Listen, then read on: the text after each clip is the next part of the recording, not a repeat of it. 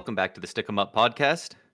Brundi, the season's winding down. We've only got maybe one or two more episodes before we're in into the playoffs with these podcasts, and it's really heated up over in the East as of it feels like almost tonight, because up until now it's been a lot of losing for the teams trying to get into those last playoff spots. Yeah, well, yeah. I mean, the time we're recording it right now in, uh, you know, weeks time, it'll be the final night of the regular season. Yeah, I mean, this is kind of our last. Well, maybe I don't know. We haven't really finalized what uh we're kind of looking at for next week. Where I know we've kind of tossed around the idea of doing a couple different ones because regular season ends on the Thursday. We always have our weekly episodes on the Friday, but then the playoffs start on Saturday.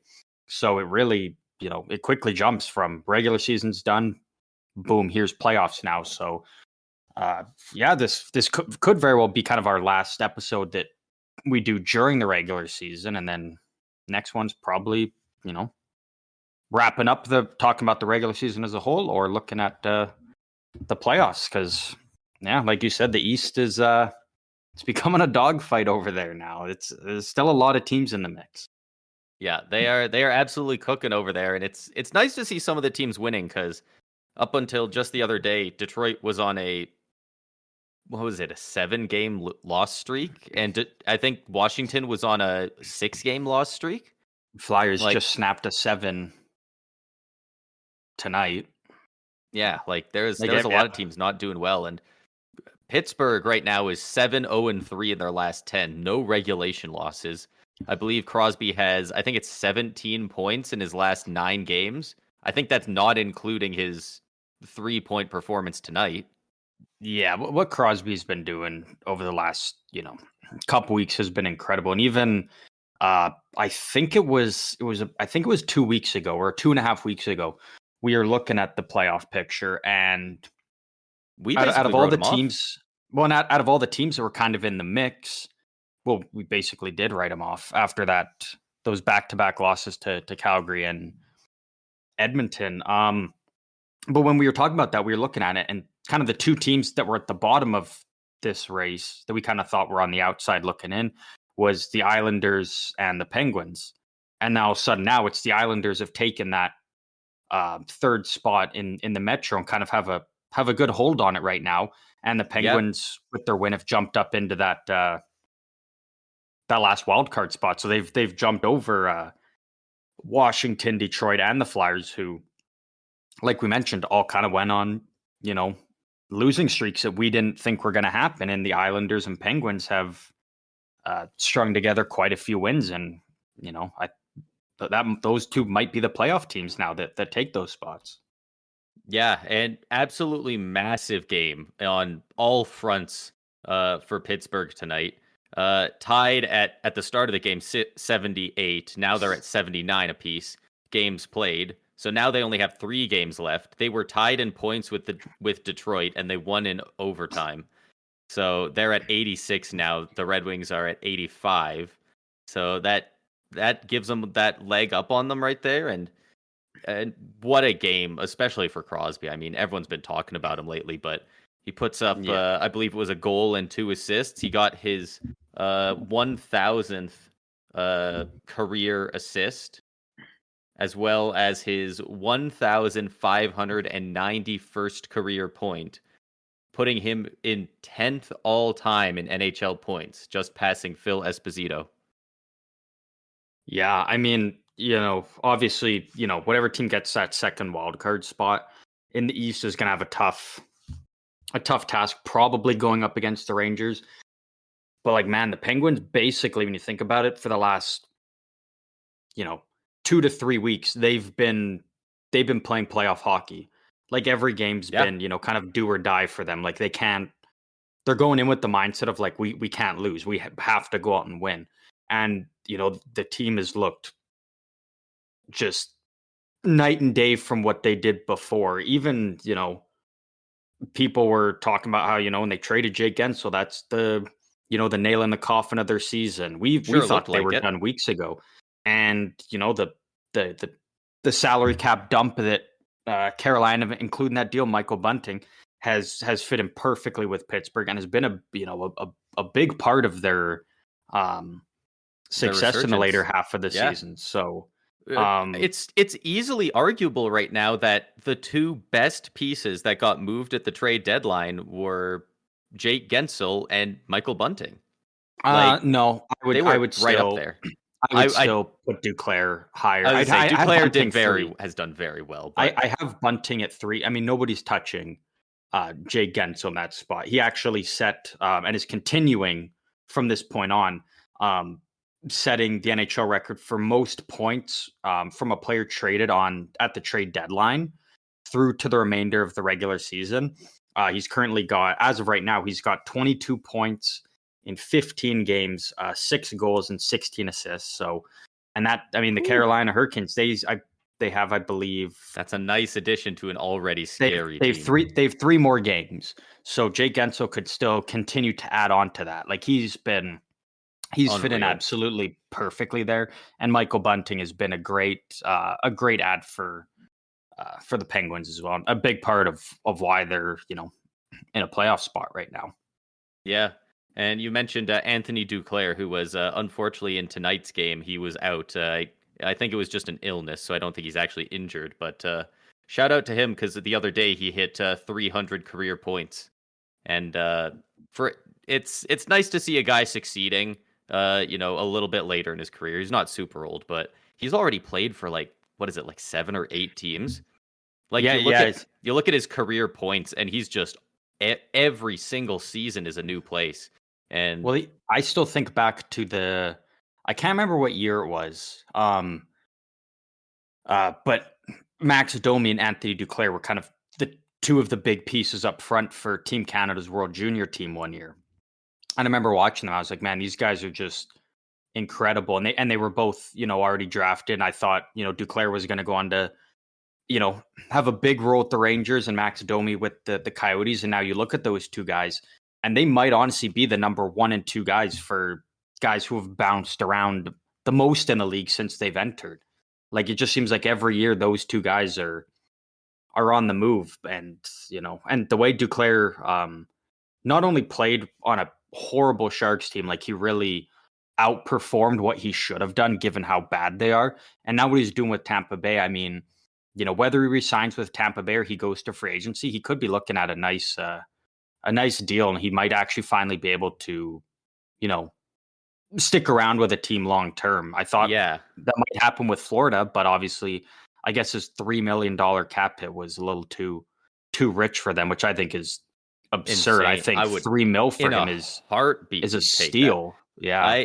I hope Tampa can keep him, but if they don't, I hope wherever he goes, he gets at least like 6 years. I hope he can stick around somewhere Well, and and that's really finally why get a good mainstay. that's really why I do think if he goes to free agency, I really do think he actually will resign with San Jose. Not only because of all the talk of, when he got traded and whatnot, he said he's very open to re-signing during the offseason, which you don't hear a lot of. But the Sharks have, I think, it's like $41 million in projected cap space this offseason, and they have to reach the cap floor somehow.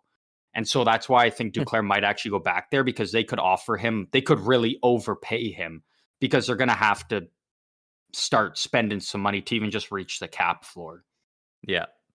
which is weird to say considering how horrendous their cap situation was 2-3 years ago. Now the fact that they need to overpay just to reach the floor now. They're in that Arizona Coyotes territory. I Speaking of can't the Coyotes, I can't believe you didn't go right to Chicago with that one. 4 million for Corey Perry, 4 million for Nick Foligno. I think that's fine with Foligno, though. The Corey Perry one I thought was a bit weird, but Foligno, man, I mean, the videos you see of him, I forget what player it was. I want to say it was Alex Vlasic. Um, uh, has a special needs family member. I think it's a younger brother. I don't know for sure if it was Alex Vlasic, but I think it was. But he came in before one game and introduced the starting lineup for the team. And then immediately, as soon as he was done, who's the first guy there? Nick Foligno, giving him a handshake and a hug and tell him good job. And then in after one of their games, defenseman Kevin Korchinski, who's a young, he's only I think Yeah. 19 or 20, like he's Yeah, still a he's a young rookie. defenseman. But he kind of received some heat from the coach for kind of being soft and getting pushed around. And there was a video I watched of him the following practice, and he was doing a battle in the corner against Nick Foligno, and he battled, fucking tooth and nail against Foligno, who's a big, strong guy. And at the end of it, Foligno's, hugging him, giving him praise, like really hyping him up and showing him, like, dude, you killed it there against me. Like I couldn't outmuscle you. So I pay Nick Foligno $8 million to be on my team for one season, not long term. But Yeah. like that's just the stuff you see, man. No, yeah. That's such a good locker room guy. He's one of those guys that it's like he almost has like a visible effect on the invisible part of the game, Like you hear a lot of these guys, like, they say Ryan Reeves is a great locker room guy. And, there's a lot of guys like that have that good presence, but you wonder sometimes if that's just kind of like what people have said, so they always say it. But if Foligno's one of those guys, you can like find easily, you can find receipts on him being a great guy for teams. Yeah. Behind the scenes. Actually, sorry to Michael Bunting. I forgot. Bunting is actually moved down to 4.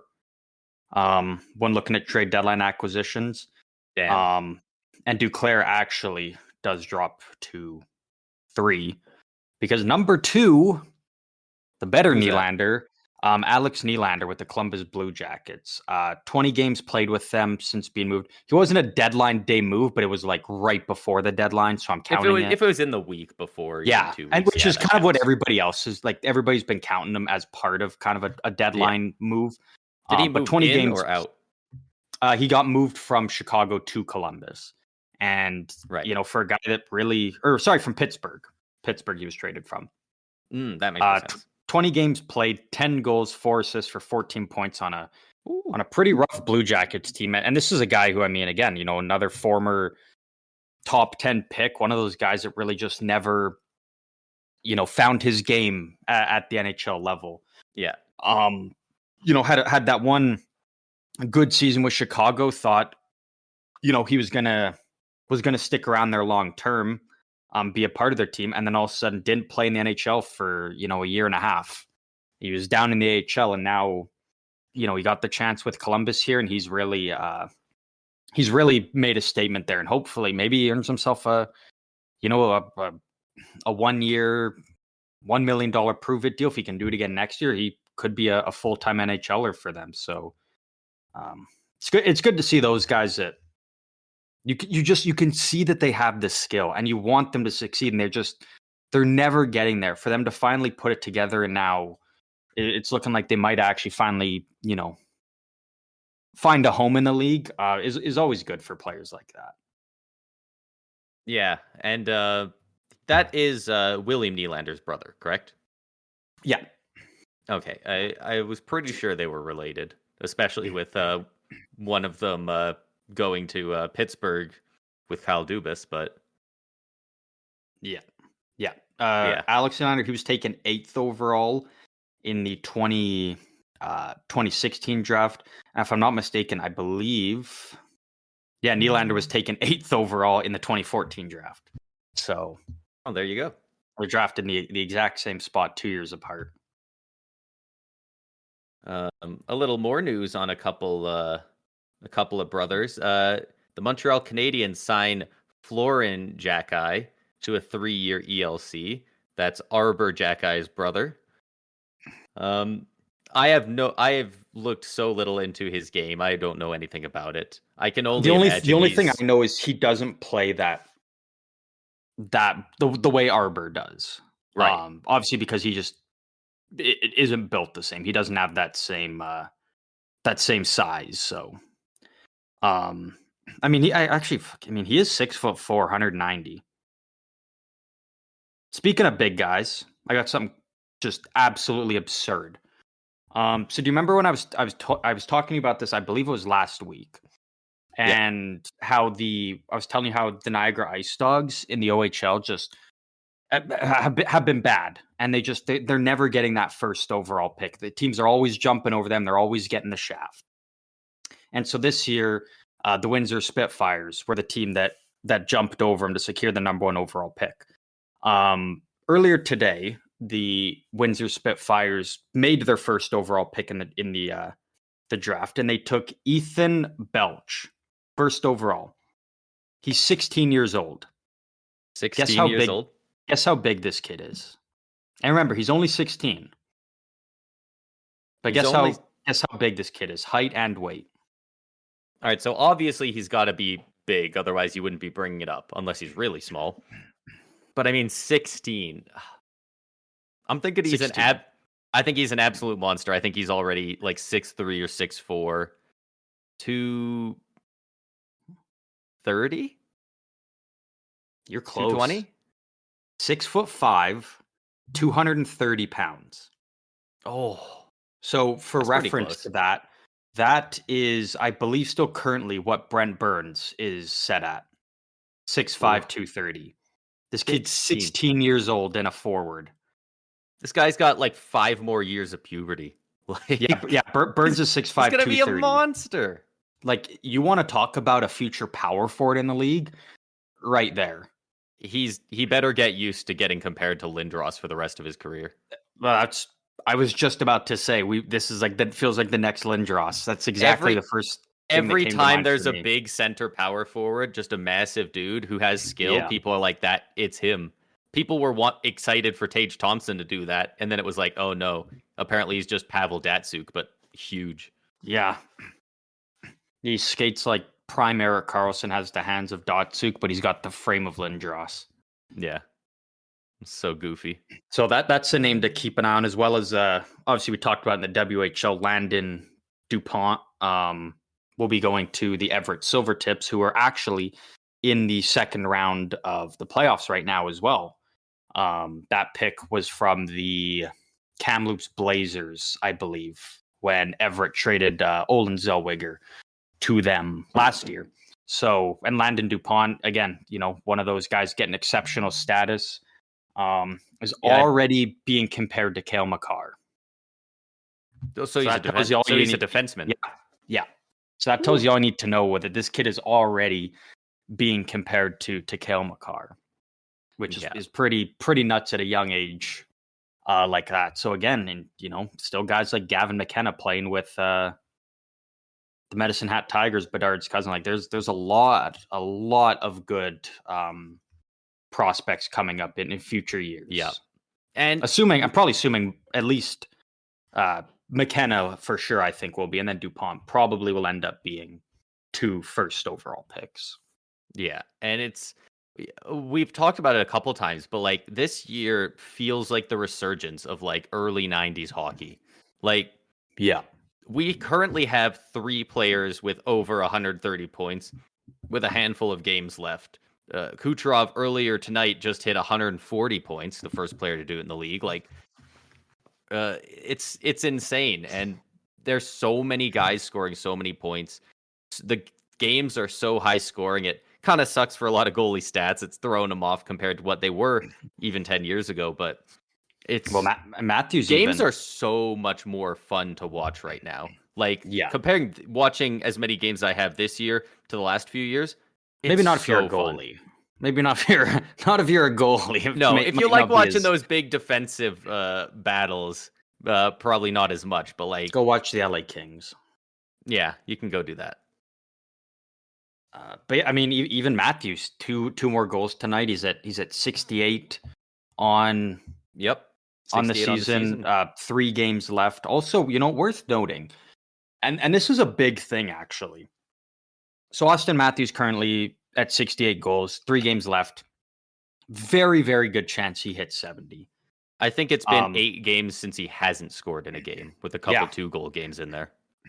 Yeah. But Austin Matthews has become the first player since Teemu Selanne in the 1992-93 season to score 50 even strength goals in a single season. So even though he's at 68 right now, he's got I mean after tonight's game now, I think it's 51 even strength goals.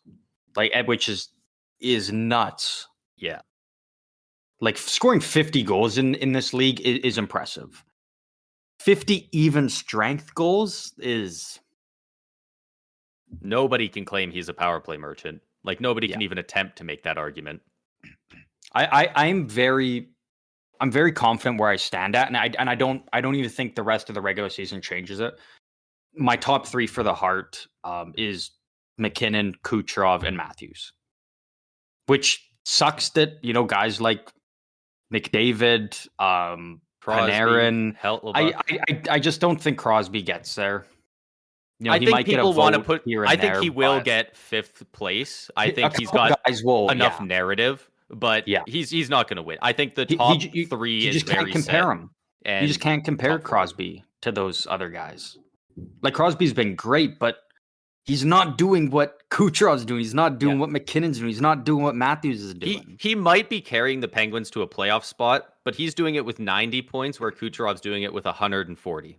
Like it's that's so fucking goofy that the insane stats Crosby's putting up, and then we're like, oh, what about the multiple guys that have 45 more points than him? Like it genuinely feels like early 90s hockey. Like it's Personally, I would insane. honestly, I think I would have Roman Josi over Crosby for the Hart. I think Roman honestly, Josi, that's very fair. Josi's just been The Nashville Predators have clinched still a playoff spot. They're in. Yeah. And they do And not Roman get Josi there is without not Roman even, Josi. and Roman Josi is not even my pick for the Norris. Yeah. Speaking of which, while we're on that topic, Quinn Hughes, the most points from a defenseman in the cap era. So number 1 is obviously Erik Karlsson with his 101 last year. Right. Second is Roman Josi. The year he didn't win the Norris, I want to add, because again, I think everybody just wanted Cale Makar to be like one of the youngest Norris winners. Roman Josi they wanted the didn't shiny win it. new toy. Yeah. And Quinn Hughes, 88 so far this season, which I think actually is bumped up because that was from a couple days ago, and I believe he did just drop 3 assists last night. 91 points for Quinn Hughes with 3 games left. Like, again, man, and this is the thing, if Quinn Hughes doesn't win the Norris, I think it's just absurd. He has played, and I even sent you his player card the other day. Like, even his defensive numbers are just so much of it was unreal. Just 100. Yeah, like, man. Like, he's both ends of the ice. He's been excelling, and if you're putting up 91 points, 91 right now could still jump up, and you're playing great defensive play, there's no reason you shouldn't be getting that Norris. Yeah.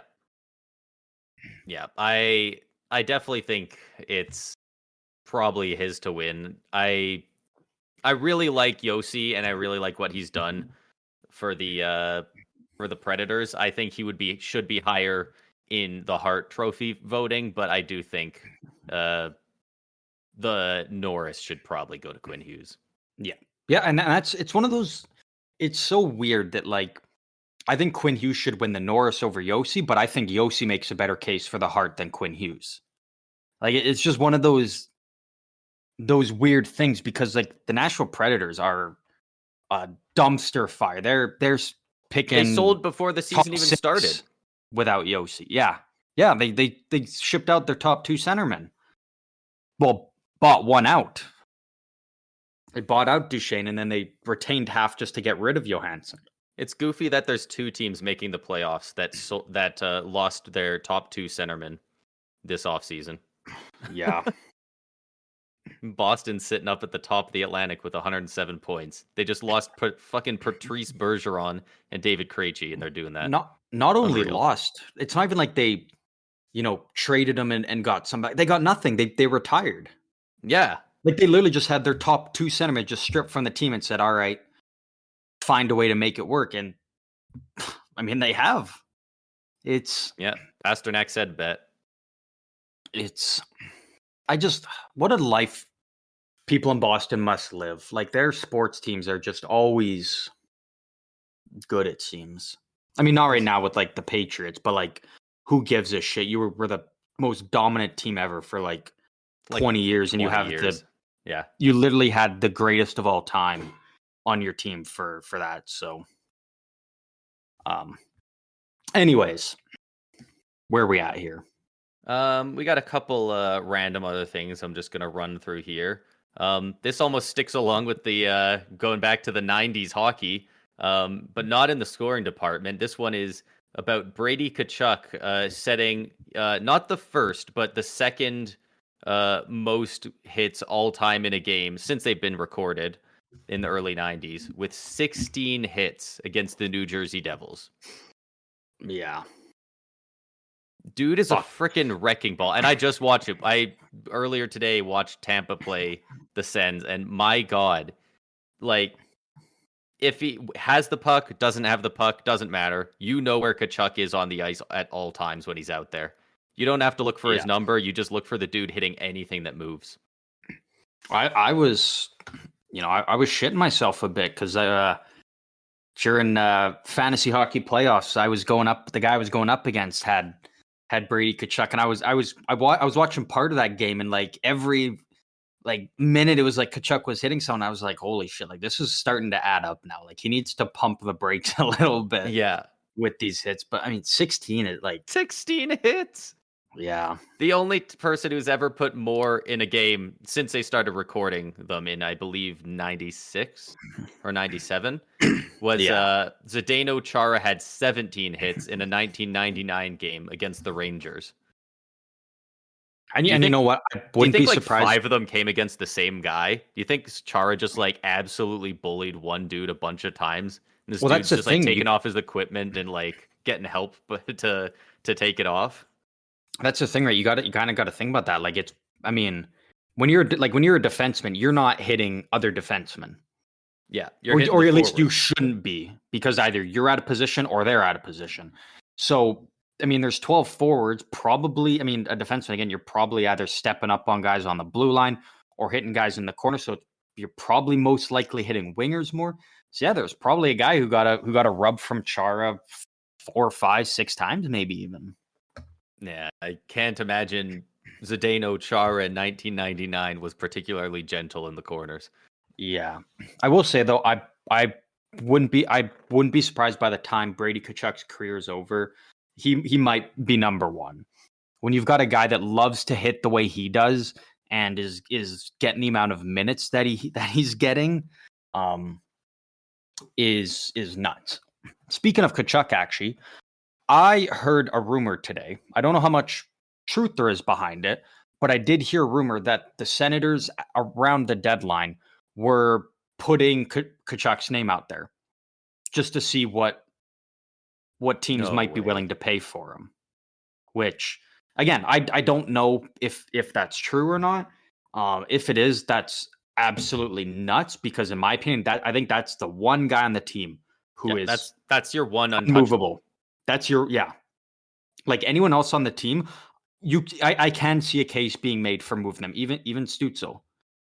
Honestly, probably the next closest guy to Tkachuk would be Jake Sanderson. I was gonna say I think Stützle's the third man, but I completely agree. And obviously, untouchable. Tkachuk, untouchable means you're 99% not going to trade him, right? You're not shipping his name.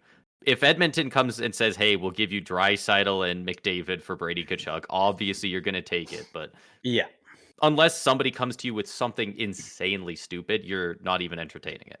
So Tkachuk's literally first of all, he's your captain. You named him captain when I think he was like 20 years old or something. He's the only guy that tries 82 games a year. He's single-handedly just trying to do everything he can to keep the Senators relevant. Yeah.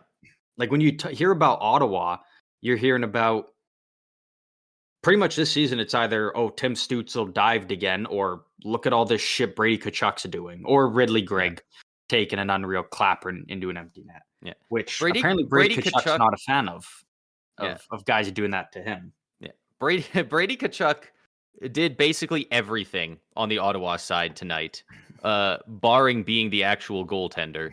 He had it was a 3-2 win over the Lightning in a shootout. He got a goal and an assist in regulation, was the only goal in the shootout. He was involved in like 80% of our penalty minutes because he was drawing penalties and starting scuffles in front. He was hitting, he generated all the offense that didn't result in goals. Like, dude Yeah. is the lifeline of that team. And it's funny you bring up the goalie thing because I think Brady Tkachuk's the type of guy where if both his goalies go down injured, I think he's more likely to be like, hey, you know what? Slap the pads on me rather than an e-bug going in. Yeah. Like Brady Tkachuk's the type guy to be like, fuck, I'll go suit up. Give me 10 minutes and a 2-minute warm up and I'm good to go. Like he's I don't doubt it. so I don't know how much truth is behind it. Like I would be like Sens fans should be rioting if they move Tkachuk because that's like the one guy who's putting everything he's got into keeping that team afloat. Yeah. And while we're on the subject, I guess we might as well talk about it. But the so who is it? It was the Senators were playing the Devils this past week, and the net was empty for the Senators, and there was like 2 seconds left on the clock, and the Devils were kind of coming through the neutral zone. Looks like they were gonna score an empty netter, and the time ran out. The Devils win, and so the game's over. About when Nico Hischier is crossing the blue line, maybe close to the top of the circle, and he comes in, he just uses his stick to aim the puck in the net. He doesn't take a shot, but Just slides it in. he purposefully changes it to go in the net, but he does not take a shot. And all of a sudden, the camera cuts to Brady Tkachuk's face, who is like, "What the hell was that?" And he just starts making a beeline for Hischier, and a massive fight and scuffle breaks out center ice because they were. I guess the Senators don't like when it happens to them. I will say, I think that, you know, if Ottawa was in a playoff spot, he probably doesn't. I think more than anything, I think that was just kind of the last straw for him. I think it's just been That was the game that clinched Ottawa missing the playoffs. Yeah, I think it's just been such a long, embarrassing, tough season for them. I mean, his entire time there, it's been rough and embarrassing. Like next to the Coyotes, like the Senators are the biggest, if you want to call them, joke in the league. Like if you want to do that, you can, because that's kind of where they're at. And so I think more than anything, I think it's really just kind of It's been about 11 or 12 years since the Sabres made the playoffs. You know, maybe don't cut them too much out of it, but yeah. Well, okay. You know, the actually, the point stands. Forget about Buffalo even. Yeah, in the past 5 days, there's been at least one interview where Brady Tkachuk said he was embarrassed about his team's performance.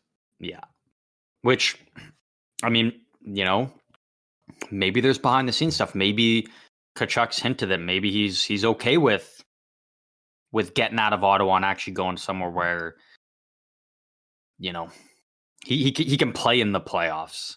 Because I would love to see what Brady Tkachuk could do in the playoffs. He's like, how many hits can he put in one game in the playoffs?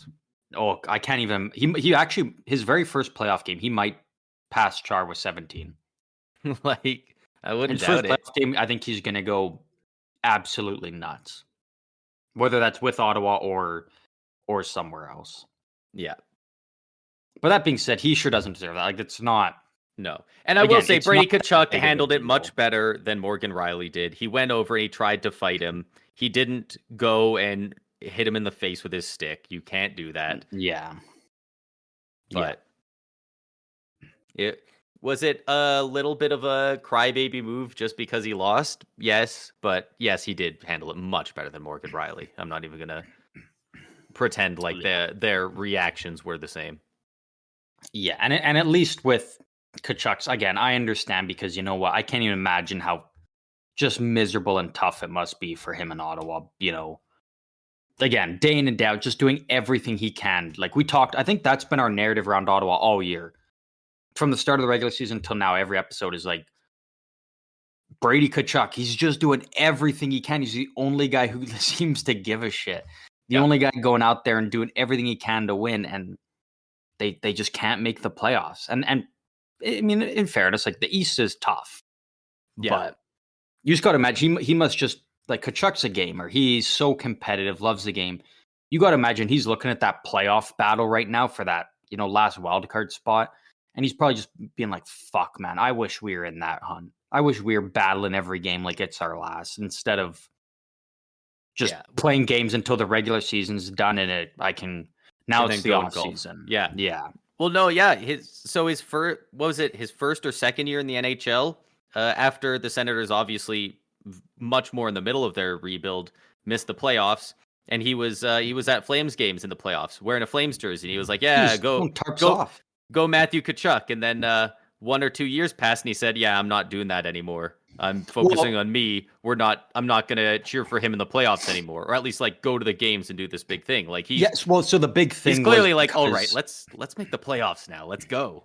Like, well, the biggest thing behind that was because Matthew was now with Florida, an interdivisional team. Like it was different when he was, going mm, across Canada to Calgary, and it's like Calgary and Ottawa aren't rivals. They don't give a shit about each other, as opposed to going and cheering on, when it's and doing that stuff when it's a divisional rival. Probably not, right. the best thing. Like I think it's just a little bit different because of the teams that the Matthew Tkachuk's on now. But I don't still doubt being that's a said, large part of it, he but did say that he wants to be in the playoffs. He doesn't want to. yeah, the longer you're in the league not making the playoffs, the more frustrating and annoying it's going to get. Just ask Jeff Skinner. Yeah, he wants to be known come playoff time for being a gamer in the playoffs, not being a fan, drawing attention to his Yeah. brother type of thing. Yeah. And that's exactly what everyone's saying about his brother. This dude shows up in the playoffs. Yeah. I mean, I made my opinions on Matthew Tkachuk very well known for years, but man, I became such a big fan of him and over the course of last season in general, and then the playoffs. Like, dude, just that's just such a playoff guy you want, man. Yeah. That's a guy that wins you games. We've got a couple other random bits here. Earlier this week, the New York Islanders beat the Nashville Predators for the first time since October 28th, 2017. Yeah. I mean, that's not that like crazy considering they only play each other twice a year. Like if it was like a team you're playing 3 or 4 times a year, yeah, but I mean, I guess still 2017, like that's Early you're 2017. That's got to still be like the you're first game of the year. Like yeah, that's you're pushing 10 plus games. that's like that's like 8 years ago, like 7 years ago. That's And that was a fun game because again, those were two teams where it was like they were both teams that kind of looked like they were down and out at one point, and they've battled tooth and nail to get themselves into a playoff spot. Like that was a big game there. yeah. Yeah, the at this point the Islanders really need like one more win, and one more win might clinch them in the playoffs even. That'll put them at 91 points. Next You know closest what I team is find Pittsburgh weird? with 86. You know what I find weird? And I've really only noticed this over the last week or so. But the Islanders under Barry Trotz, right? The whole narrative, and this was only during Barry Trotz because they obviously got out of it after Barry Trotz had moved on. But like they got ripped by hockey fans, even other coaches, the media, for being a quote unquote boring team because they played a great defensive system and it was defense first type of thing. Yeah. But now we're seeing the LA Kings go back to doing that, and it's now kind of solidified that they're going to make the playoffs, and everybody loves it. They think it's so incredible how they can do that, and Really? You've it's seen just that? it's so weird to I'm see people switch the narrative of like now, oh, this is great hockey they're playing, like they're winning games and they're shutting the other team down, but it's like, but then when the Islanders did it, it was seen I as boring. It's I'm very weird to almost see it flip. seeing the exact same thing as with the Islanders. People are like, it was boring, but I mean, how could you hate it? They're winning games, and that's pretty much all I've seen about LA. People are like, it's boring and it sucks to All I've watch, seen is just but people it's say they love impressive. it. I've just seen I people say they love it. I've only seen people say they respect it, because like I mean, if it wins you the game, do it, right? But like it's not incredibly fun to watch. I'm also on a very weird side of social media though, so I could see that. I saw a video the other day. It was like You got, you got it was like a lot of toxic follows on Twitter.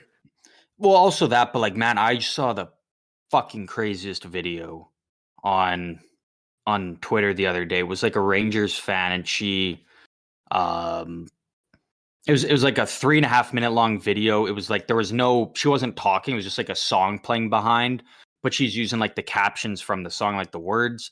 And it was, I don't even know what the story was revolved around, but it was like she's a Rangers fan, but was like bashing on the Rangers and like Jacob Trouba for disrespecting her and breaking her heart. And she was like cutting up like t-shirts of Rangers players that she had. It was like, and Bro, they're the best they've like, ever oh, it been. was, man, it was like it was just the weirdest video. She made it seem like Jacob Trouba like was flirting with her for years and I just ghosted her or something. It was I'll have to They're send it to you. It probably was gonna win the President's Trophy. Like, I think that I might think be a they bit will. much.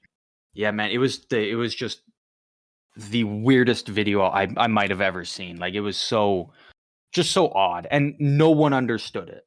Like, everybody's like, "What? I don't understand what this video is like. Why did I even watch the entirety of it?" It was.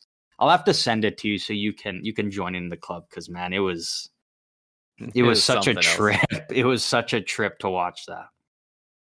Um, but anyways, we got lots of stuff still here to discuss. Yeah. What do you got next? We I got got one actually. I don't go have it for it. in here. It's not a very long one, just a feel good Oh, we love story, those. because we do love those here. Uh, just pulling up here. 26-year-old goaltender Devin Cooley got his first NHL win the other day. That being the San Jose Sharks defeating the St. Louis Blues for the third time this season. But an especially emotional victory for Devin Cooley, as he actually grew up in the San Jose area. Was born and raised and grew up in Los Gatos, which is like right outside San Jose. Like, we're in Canada, so we don't see it here, but it's one of those things where it's like you've got the big city, but you've got those little kind of towns like attached to it almost, and it's just kind of like a part of the city. Right. So he got his first win, and it coming in San Jose for like his childhood team, and his whole family was there and everything, obviously because they all still live there. So that was a pretty big emotional win for them. The funniest part of it though being they traded for Devin Cooley at the trade deadline, but it took until I think it was Monday this week for them to actually get him a proper set of pads for the San Jose Sharks. So he's got all these photos of his first ever NHL win, and he's got his Sharks helmet, the jersey, but his glove, blocker, and pads are all like the Buffalo Sabres, like dark blue and gold or yellow. Yeah. So it made for some very, very memorable first NHL win photos for him. But nonetheless, getting to do it for your childhood team in the Sharks building with all your family and friends in attendance must have been a pretty special feeling that you couldn't have written it any better if you wanted to. Yeah, that's good stuff. Also, Always cracking up open a cold one. no, just a what are they called? Bubblies. Oh, hell yeah. Also, that game, William Eklund scoring all 3 goals for the Sharks, getting his first ever NHL hat trick.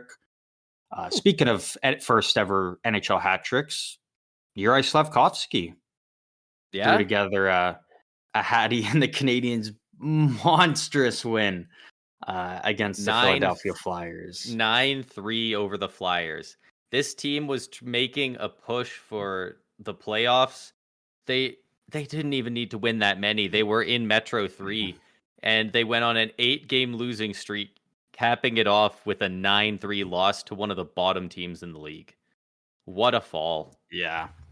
And a lot of people, this was the one thing I wanted to talk about with the Flyers. A lot of people kind of tie the Flyers fall off to being like the scratching of Sean Couturier, and how, they just think it sent a bad message throughout the locker room, that kind of down spiraled things. But then I saw this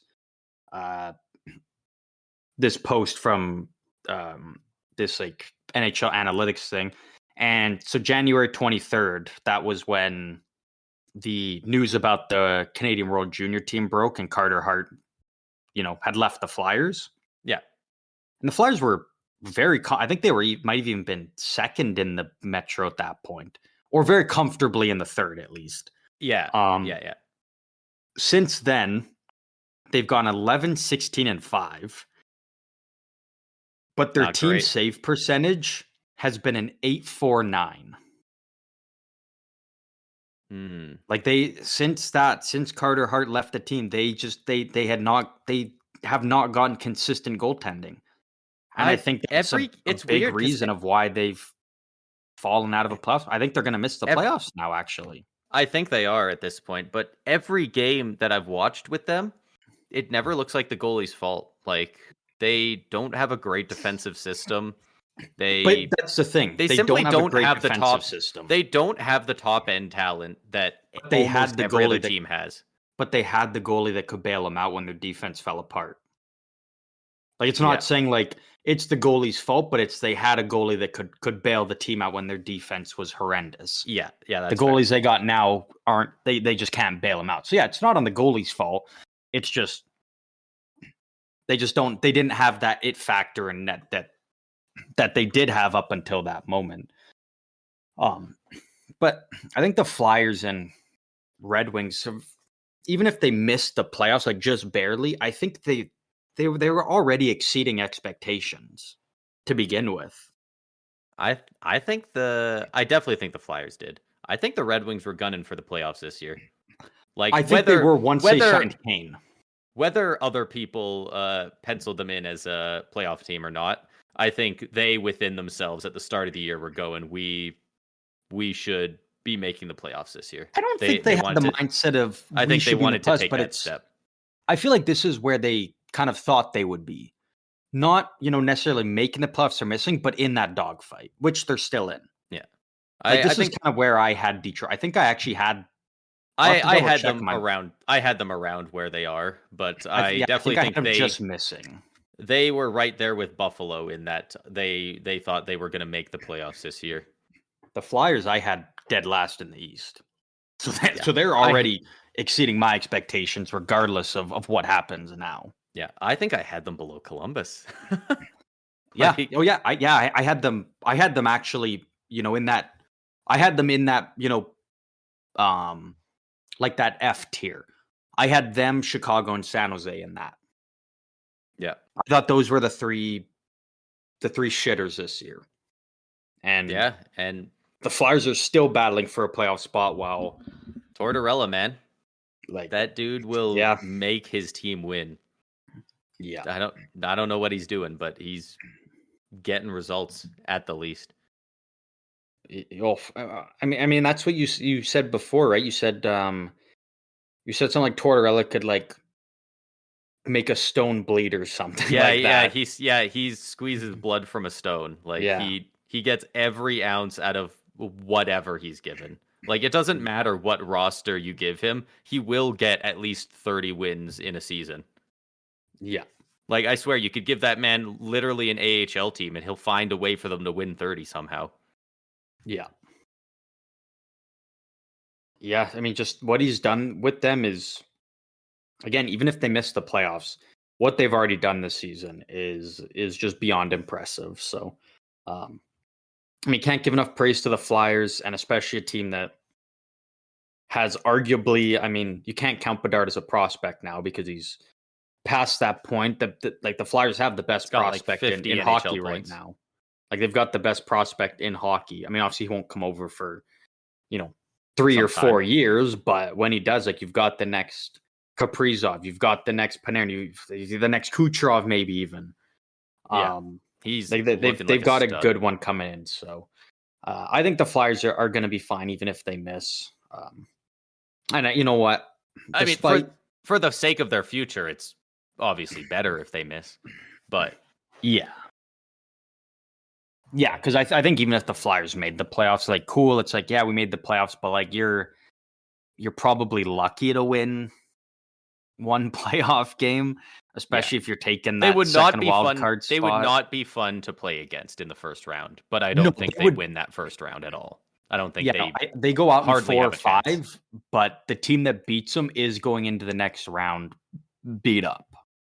Like they're not going in 100% after that first round, even if it's a I don't sweep. want to play against a team that has Garnet Hathaway coached by John Tortorella. Like Even Travis Konechny, Nick Delorier, like they've Delorier. Yeah, like I mean, Delorier, is more of a fighter. Like I don't watch the Flyers much, so I don't know if Delorier's necessarily going into the corners and crashing and bashing like a Hathaway. But you know what? like if you hit a guy too hard, Delorier is coming after you. Yeah, Rempe's probably going into the second round going, my face fucking hurts. Yeah. He's got welts all over. Yeah. Got a couple more things here. The Blue Jackets actually tied an NHL record earlier this week for goals by a defenseman in a single game. They had 6 goals from defensemen in a single game. They had a goal from Goodbranson, a goal from Blankenberg, 2 from Damon Severson, and 2 from Zach Werenski. That's just nuts. That's the highlight of the Blue Jackets season, I think. I really should go and watch those condensed game highlights that are around 10 minutes long on Sportsnet's YouTube or something. I should go and watch it because I want to know, did some of their defensemen step up and get a break, or was it literally just holding the zone, slap shot from the point, goes straight in? Yeah. That'd have to be frustrating watching the 5th and 6th one go in as the goalie. Fuck, they just keep blasting him from back there. Whose dump truck is parked in front of the goalie where he's always screened? But wow. Yeah. So the San Jose Sharks are about to beat the Seattle Kraken. It's currently 3-1. The Sharks are being outshot 50-23. Devin Cooley is again. Devin Cooley again. He's doing it to him, putting on an absolute clink. And this is a guy who has been an AHL goalie his basically his whole career. Like he's 26 and has only been an AHL guy, and he is doing everything he can to stick around long term and show, hey, I can be an NHL goalie, especially on a fucking bad Sharks team, man. Awful team, like a brutal team. A bright future, tough to watch right now. Bright future, fucking, it's rough right now. Yeah, but you got to take the little moments where you can get him. And if you're Devin Cooley, this will be another one for him. Yeah. The only other team that ever had 6 goals in a game by all defensemen, or 6 goals by defensemen in a game, was the Washington Capitals against the New York Rangers, December 4th, 1992. No idea who they had on defense back then, but they were putting them in the net. Yeah, I couldn't even think. I can't even think of one defenseman they would have had at that time off the top of my head. Would they have had? Nope. I was gonna say Brian Leach, but I'm thinking about the Rangers who they beat or they played against. I have no idea who was on the Caps. We got a couple other 51 saves. We got a couple other records here. We already talked about Austin Matthews setting the salary cap era record with 68 now goals. That just continues to grow right now. Yeah, all these stats are outdated that we've put on here 2 days ago because these guys just their output is insane. Obviously passing the salary cap record of 65 goals in a season set by Ovechkin. Ovechkin, who the other day reached 30 goals for the 18th time in his career, the most ever, passing Mike Gartner, who he was tied with at 17 before. I just want to say all the Ovi haters can just shove it. We were at a point during the season where people were like, he might not even reach 20 goals. He might not even hit 15. If there's one thing that's guaranteed in this league, it's that if Ovi's playing, he's hitting 30 no matter what. Even if he gets off to a slow start, can you blame them? It was 50 games in, and he had 8 goals or something. Hey, I was still on the Ovi hype train. I still knew what he had, and again, like I said, it was just it's a tough transition when he's losing his, the 2 centermen that he had over the last, 12, 13 years. It was just a bit of an adjustment, and you know what? He showed everybody up, and he hit 30 again. And I'm very happy for Ovi. Let me spin it around for you. You know what's almost dumber than writing off Ovechkin? Writing off McDavid, saying that there's no way they can come back to make the playoffs. I think I might have said that. Yeah.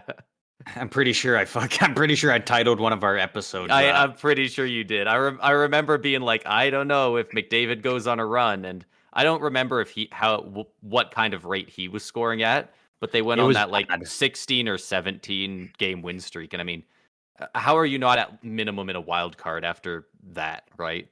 Yeah. Yeah, I Like mean unreal. their biggest thing was the coaching change. Since then, I think it was something they Yep. went like they've gone like 43, 15, and 3 or something.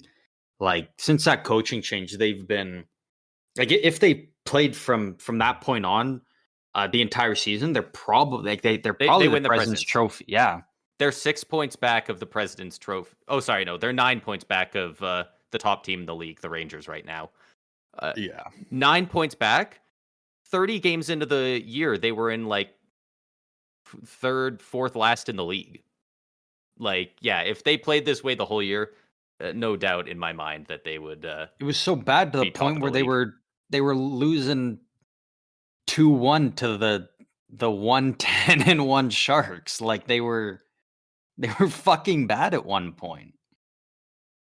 Their turnaround though has honestly been absolutely incredible, and I'm very excited to see them in the playoffs. Whether it's Vegas, they go up against, or the LA Kings, who have like Oilers and Kings would be so exciting. And I know we've gotten that the last 2 years, and a lot of people don't want to see it a third time, but this is a different LA Kings This is, team. I was gonna say, the This is Oilers a are a bit defensive better. powerhouse. The Oilers are a little bit better, but a lot of the same. The Kings look like a completely different team. Yeah. They didn't just squeak into the playoffs. They solidly earned their way in, and granted, they And have just not clinched yet, but it yeah. look at the moment they're in Pacific 3, And and they're they're up 3-0 against the Flames about halfway through the third right now. So whatever they're at, add 2 points onto that, because there's no way they're blowing up a 3-0 lead in 10 ooh minutes. 3-0. I have Cam Talbot on my fantasy team. Yeah, oh, trust me, I know.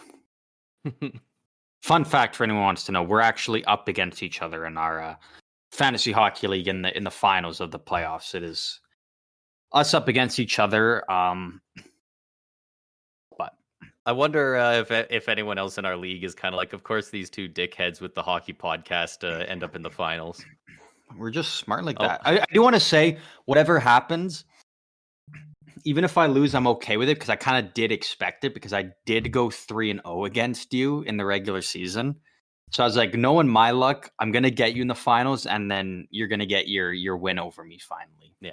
Well, you know what? I came in first last year in the regular season. I lost like 2 weeks out of the entire thing, and then I lost in the first round to a guy who forgot to set his lineup. So Yeah, I'm just happy to be here. you were the Toronto Maple Leafs of fantasy I was hockey. legitimately the Toronto Maple Leafs of fantasy. Like he didn't have a starting goalie for the week he beat me. His goalie was on LTIR and had And been for a goalies week. is, I would argue, the most important position, I think. Depending on Yeah, if your goalie wins, I guess. Like your yeah, goalie needs to actually win yeah. Unless to you have really like kind an of. insane goal scorer, like I mean, God, If you beat me, it's because Austin Matthews. You know, I want to look up quickly here. I want to see what Devin Cooley would have gotten tonight. Um, 51 saves and a win. Probably just that would be a lot in our league because I think saves are 17, worth more for us. 17.15. Whew. That's probably one of the 2% rostered. Oh, those 2% of people are just living Oh, on they're cloud nine right feasting. now. They're Who the they're fuck would pick feasting. him up? A Who would fucking have picked who genius. would have picked him up going up against Seattle on the Sharks, man? Those people risked it all, and it paid off for them. Hell yeah. Because the only people picking them up at this point are people who are in their playoffs, right? Yeah, it's people that are just scrounging to try and get any points that they can. They're like, "Oh, here's a starting goalie. Let's add him for today." Um, And you know what? For those 2% of people, well done, well, well well done. scouted. Yeah, We got a couple other things in here. We got McDavid is currently day to day with a lower body injury. Who knows if that's real, or are they just going to rest him for the final 4 or 5 games of the year and try No, and because they're battling. They're trying to overtake the Canucks. that's true. They Like are they're 4 points back at this point. they're comfortably like they can't drop. Like they can't like the Golden Knights and Kings can't pass them, but they're you know they are trying to catch the Canucks, and they do have 2 games in hand on them. Which if they win those But 2 games in hand, they are tied in points. they might be thinking Um, it's easier to just load manage McDavid and make sure he's completely healthy and ready to go in the playoffs. Because you got if you have a McDavid any less than 100%, you're not going to win. Like he's the guy. We all know it runs through him there. So yeah, um when he didn't play the other night against the Golden Knights, yeah but they did whoop the Golden Knights. I think it was 5-1 was yeah the final score there. yeah One pretty thing I handily. heard people talking about that was interesting was talking about that top spot in the Pacific, which I mean at this point can only be the Canucks or the Oilers. Yeah. Because assuming that nobody catches the Dallas Stars for top in the West, it's interesting hearing people talk about how they would actually rather finish second and go up against the Golden Knights or the Kings rather than finishing one and playing the Predators. Because apparently, as former players have talked about it, apparently that in the playoffs that travel is kind of brutal to Nashville, all the way out from out west, all the way over to Nashville. Fair. Apparently, isn't the easiest thing. So a lot of people and even former players are like, I'd Yeah. rather just battle it out against the Kings or Golden Knights, especially because like not only the Predators good, but like that travel there, especially if you got to fly out there and back for like a game 6 potentially or something. Yeah. Apparently And is pretty rough on the players. those are probably two of the hardest away arenas to play in the sport right now. Playing in Vegas and playing in Nashville, those arenas get loud for their players. And Yeah. Vegas especially, they have so much production they put into it and such, but Nashville, their fans are rabid. Do you Man, know what that arena I think is their actually home games are very fun to watch. do you know what I think is going to be the toughest building to play in for the playoffs? What is that? I'm pretty sure you can guess. I'll give you one guess. I'm pretty sure you can guess it. And it is a team that's Is this a already goofy clinched. answer or is No. this is No, legit? like Okay. it's a legit one. Like I think this building will be tough to play in. I'm going to go And they have with clinched already. they have clinched. Okay, Yeah, so they're for that does sure in actually the change it. playoffs. They're for Uh, sure in. let's go with the Winnipeg Jets. It is the Winnipeg Jets. Okay, I think that building is going to be tough to play in I was gonna come guess playoff time. the Islanders, but they haven't clinched. The Islanders, I mean, the Probably not Islanders as are going much to be as before rowdy. in I mean, they're their old rowdy. casino arena. They're rowdy whether it's regular season or playoffs. Like that's just a lunatic fan base. But like the Winnipeg Jets, man, that playoff atmosphere is just it's something else. And the Yeah. way this team has been playing, and like from the start of the season, you already locked in Scheifele and Hellebuck. You're going out and being buyers at the deadline, bringing in Monahan and Toffoli, who have been playing lights out there. Like Great. management is showing the fans we are doing everything we can to not only stay in Winnipeg because of those rumors of potentially them getting moved again, but like they're proving to their fans like we're committed to winning here. We're going all out, and I think the fans are really going to show up come playoff time, especially the whiteout. One of the coolest things in hockey. Yeah. But I think this is where the fans are really going to show their support to the team, the players, the coaching staff, management of like we're behind you guys, and we're you guys did all this for us. It's our time to give it back to you guys, and I think that building is going to be I think it's going to be nuts. So Yeah. I'm very excited for the first game that the Jets get to play in their arena come playoff time. I think it's going to be special to watch. Yeah, I think a lot of the arenas are going to get loud, and it's Yeah. Like it's not to say other arenas aren't going to be. It's going to so be fun nuts. to watch. No, but some are typically louder than others. Yeah. Toronto is notoriously a little bit quieter because It's Oh, is it just ever? because it's not even their You're gonna trigger fans. that fan base. Be careful. No, Be it's not even. careful. It's literally not even their fan base's fault. It's because, and you can see it because they have all the legit fans cheering and hooping and hollering outside, watching on the big screen. It's Yeah. because all the businesses in Toronto, it's such a thing to get season tickets and buy tickets, and you give them to your clients and all that, to the point Yeah. where 40% of the crowd is dudes in suits hardly watching Yep. the game, and it's like, Dudes in suits having and that business that sucks. conversation. That fucking sucks when it's like, I get it if it's a Saturday afternoon game, bro. It's playoff hockey.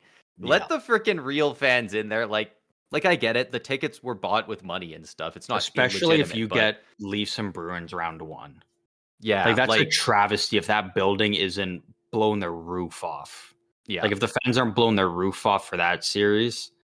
yeah. Yeah. No, yeah. Instead of money to get in, you should show how much you're willing to bleed for the franchise. Like get the most passionate fans in there and have them scream at the top of their lungs how much they hate the Bruins, because it's a lot. Like, I think Vancouver could get pretty nuts. I Their don't doubt it for a their second. bounce back and Van- maybe probably Vancouver finish fans top are of the passionate. Pacific. Like that building, especially with Pedersen re-signing and whatnot. I think that building could actually get pretty nuts and really show Pedersen like this is why you signed here to make the playoffs here, and then you get like this is what you get in the playoffs. You get a fan base that is just loud, obnoxious for the other team, and just really rooting you guys on with everything they got. Yeah.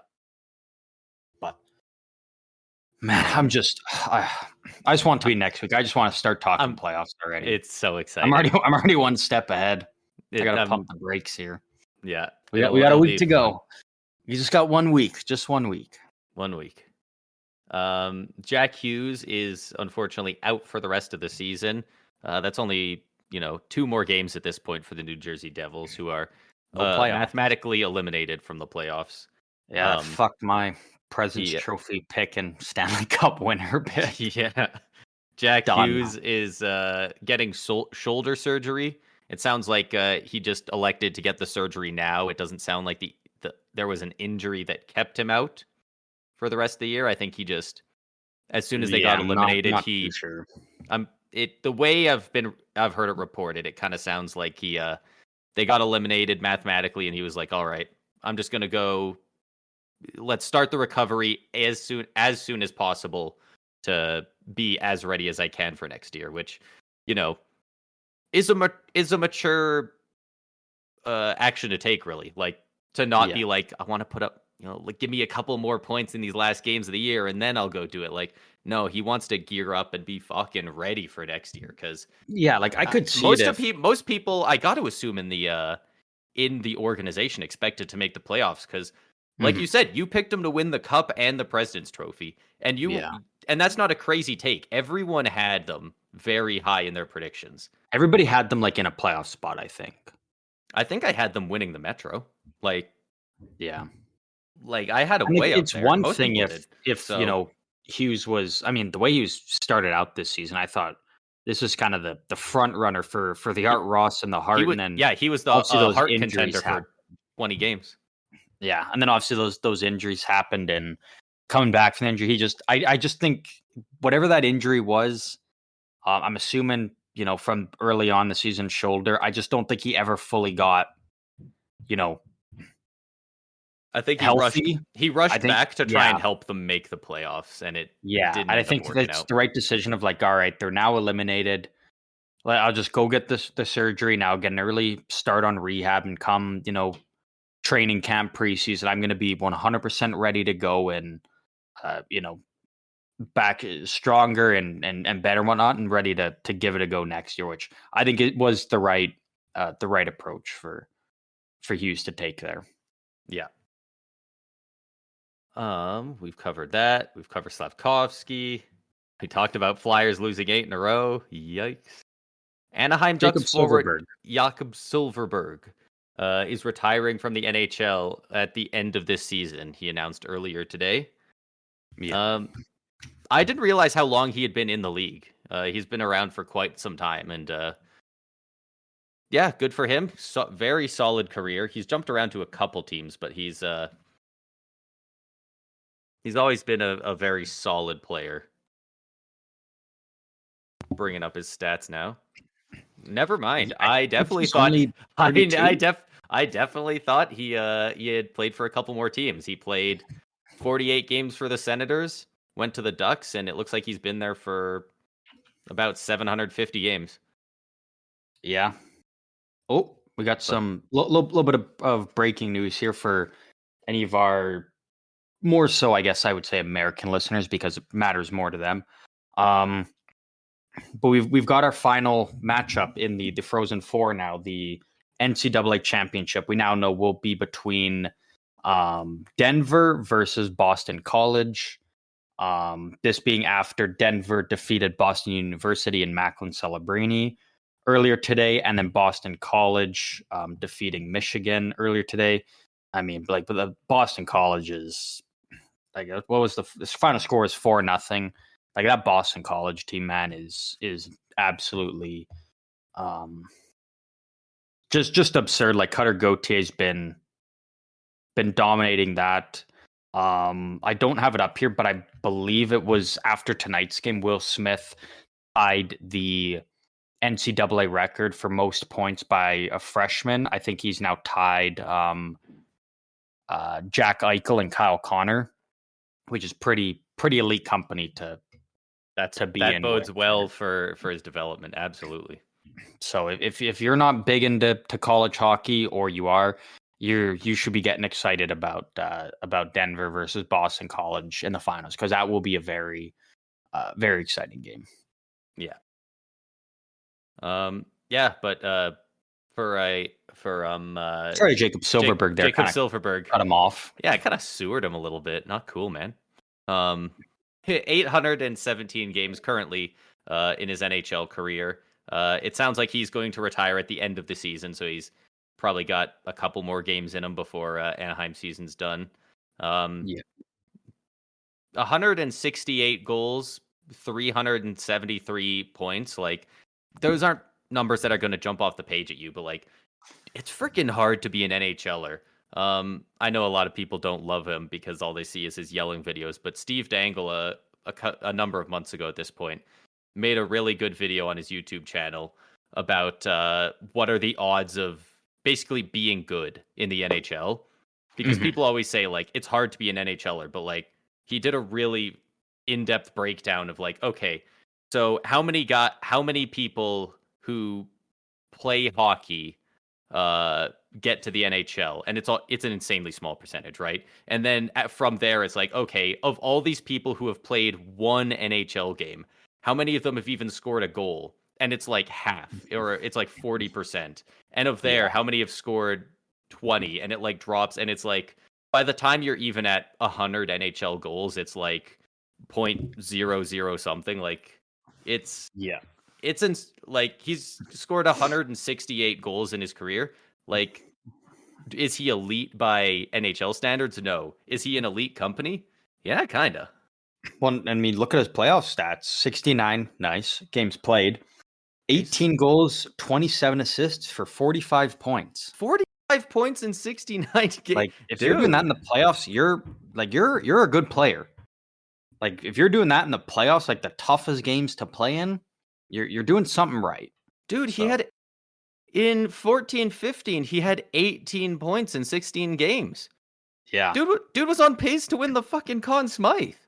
I'm very curious, as like, again, you never know that, because obviously I'm sure there's outside factors or maybe injuries, but like, he's only 33. Like, it's very interesting I'd be curious to know exactly why he's deciding to hang him up when, I think his contract's up at the end of the season. So like, he could go to free agency and, sign with a contender and try and go in cup chase or something in the later half of his career. Maybe he's just, there's numerous things that can be going on when a guy retires, and obviously wish him nothing but the best moving forward. But I do believe he said that he wants to, he's going to retire from the NHL and he wants to play over in the Swedish professional league for 2 or 3 years before he retires. Which is fair enough. We saw that happen with with Kevin Kline with the Rangers, he kind of just abruptly retired and then, went back home over the season, just continued to play over there for a couple of years. And, if he wants to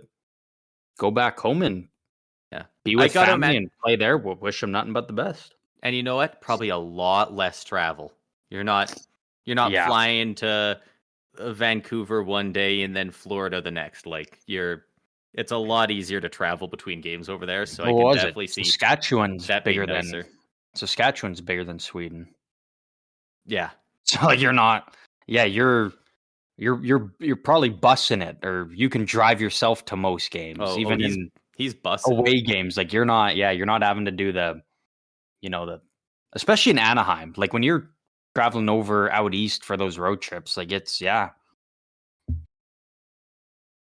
lot of traveling. So maybe it's more just still playing hockey, but able to spend a lot more time at home with his family and whatnot. And you know what? You can never fault a player for taking that approach and doing that. Yeah. And at the end of the day, like you said, hell of an NHL career. Can't take anything away from what he's I'm glad you brought up his playoff stats because I wasn't even looking at that, and he actually has like some relatively insane playoff stats. That's the first thing I went to because I knew with him on the Ducks, I was like, man, he was he was kind of an animal in the playoffs. Like he was a tough guy to go up against in the playoffs. Yeah, clearly. I believe he was part of one of the bigger pieces in the Bobby Ryan trade, which sent Bobby Ryan from Anaheim to the Senators. We've got just a few more things here. Pretty big things to be left to this late in the podcast, honestly. The Vegas Golden Knights have signed defenseman Noah Hannafin to an 8-year contract extension, holding a cap hit of $7.35 million per year. I mean, initial thoughts, like it's a good deal for Vegas. Yeah, but it leaves me wondering, what are they doing with Jonathan Marchessault? They're going out and they're signing basically everybody else that they can do extensions except Marchessault, who's up at the end of the year. And I think it's like is he just asking for an insane amount? Like that's the thing. Like that has to be it, right? Because Marchessault helps you win games 10 out of 10 times more than Hannafin. Hannafin's good, but this Marchessault he won the Conn Smythe for them. Yeah. Like I don't know how you leave him without one while extending is he asking for an absurd amount, or do they kind of have a handshake deal where he's taking a discount to stay with them? Like doing the veteran move, but like Marchessault could go to free agency and probably secure a 4 or 5 year deal at $7 to $8 million, probably. How old is he? Do you know? I think I'm actually overestimating his age. I think I'm overestimating. 33. Oh, okay. He's much older than I thought. Yeah, that's kind of where I had him around. I thought he was late 20s. Okay, I thought there would be teams waiting to sign him to 8 years. But yeah, it makes you wonder because like that's the, when I think of the Vegas Golden Knights, I'm not thinking. Honestly, to be honest, I'm not thinking Mark Stone. Of I'm course thinking not. Jack Eichel. He's never played. Mark Stone. I was thinking Jonathan Marchessault and William Karlsson. Like that's the. I'm thinking Marchessault and Eichel every time Vegas. Those two guys. I do kind of think of Eichel, but I still also come back to Karlsson because he's, they're kind of dwindling down from the the original guys that were a part of that team. Marchessault's a big part of that. It's like you're honestly, signing all your new shiny toys. Shea Theodore is really good for them. Yeah, well, we knew he was going to be good, which is why everybody was kind of scratching their head of why Anaheim was just like, I know Anaheim wanted to get rid of Clayton Stoner's contract, but was like, why are you attaching Shea Theodore, who's just emerging as this great defenseman? Like you couldn't have found any other. You would have been better off just buying out Stoner. Like they knew they weren't going to be a playoff team. Like it's not like they were. I was going to say they weren't even going to be a playoff team. Did they need the cap space? They could have just held on to his contract. Like it's one of those weird things. I still wonder to this day of what they were thinking making that move. It's a I'm tough still not. move. I'm still to this day not sure why, but yeah, I mean, Noah Hannafin at that contract, I think is honestly really really solid for Vegas. Yeah, Again, annoyingly so. Hannafin's probably not going to be the biggest fan of his deal in the later stages of his career. When I think Vegas has that kind of 4-year window now, and I think in 4 years, I think they're going to start to um, really be in a bad spot with a lot of their aging contracts and their lack of picks and prospects. But But for the time being, Hannafin at that is a very good deal for them yeah, and makes their blue line look that much more solid next year. yeah. And you know what? If the cap keeps going up, if it's not a great, and if he's regressed some but still serviceable, you know what? In 6 years, you can ship him off at 50% retained. You only have to eat it for 2 years, and somebody's getting Hannafin for less than 4 mil. I don't think It could still happen. I don't think this deal is going to turn out to be a bad deal because like Hannafin is only like he just turned 27. Yeah. So his deal only takes him till he's 35.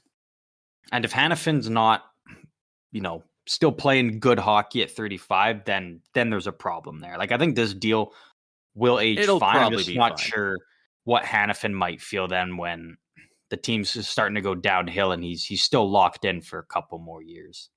Yeah. But nonetheless, for right now, for Vegas, that is Locks a in very that he locks in that solid money that he's signing. getting, which is Yeah. always good. I'm just sick of Vegas, though. I do agree with you. Oh yeah, dude, everyone's getting Just sick of tired Vegas. of it. Just tired of it.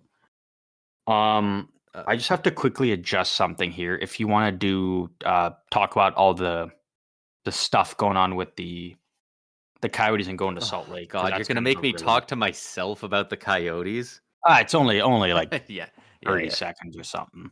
Yeah, I got you. Because this is a kind of a big developing story here. Yeah, there's a lot of moving parts to it.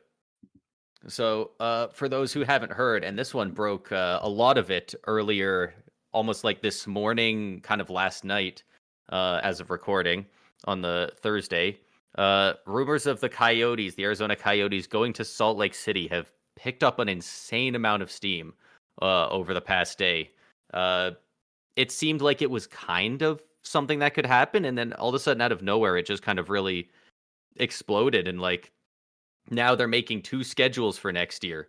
Uh, two schedules for the NHL next year. One being if they stay in Arizona, and one if they're in Salt Lake City.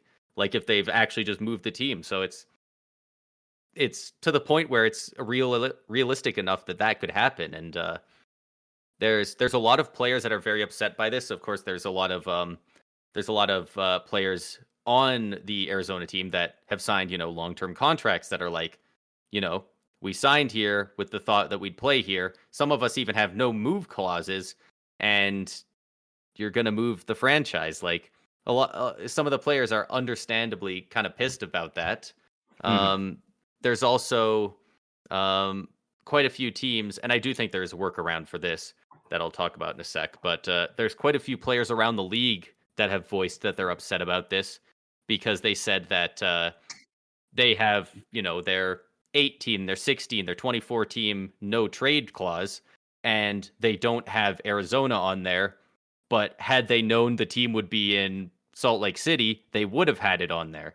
So there's a lot of players like I didn't put Arizona, I didn't put the Coyotes on my no trade list, but I better not go there and then end up being in Salt Lake City. So I think the obvious fix for that is with this special development, players should redo everybody's no trade lists. I think that that's obviously the fix. But as of right now, they haven't, and some of the players are upset. I don't know if there's a reason they can't. If that's just not like contractually not something, they don't have an emergency clause, I guess, to redo it. But and I can see why the players would be upset with that from both sides, whether you're a part of the Coyotes or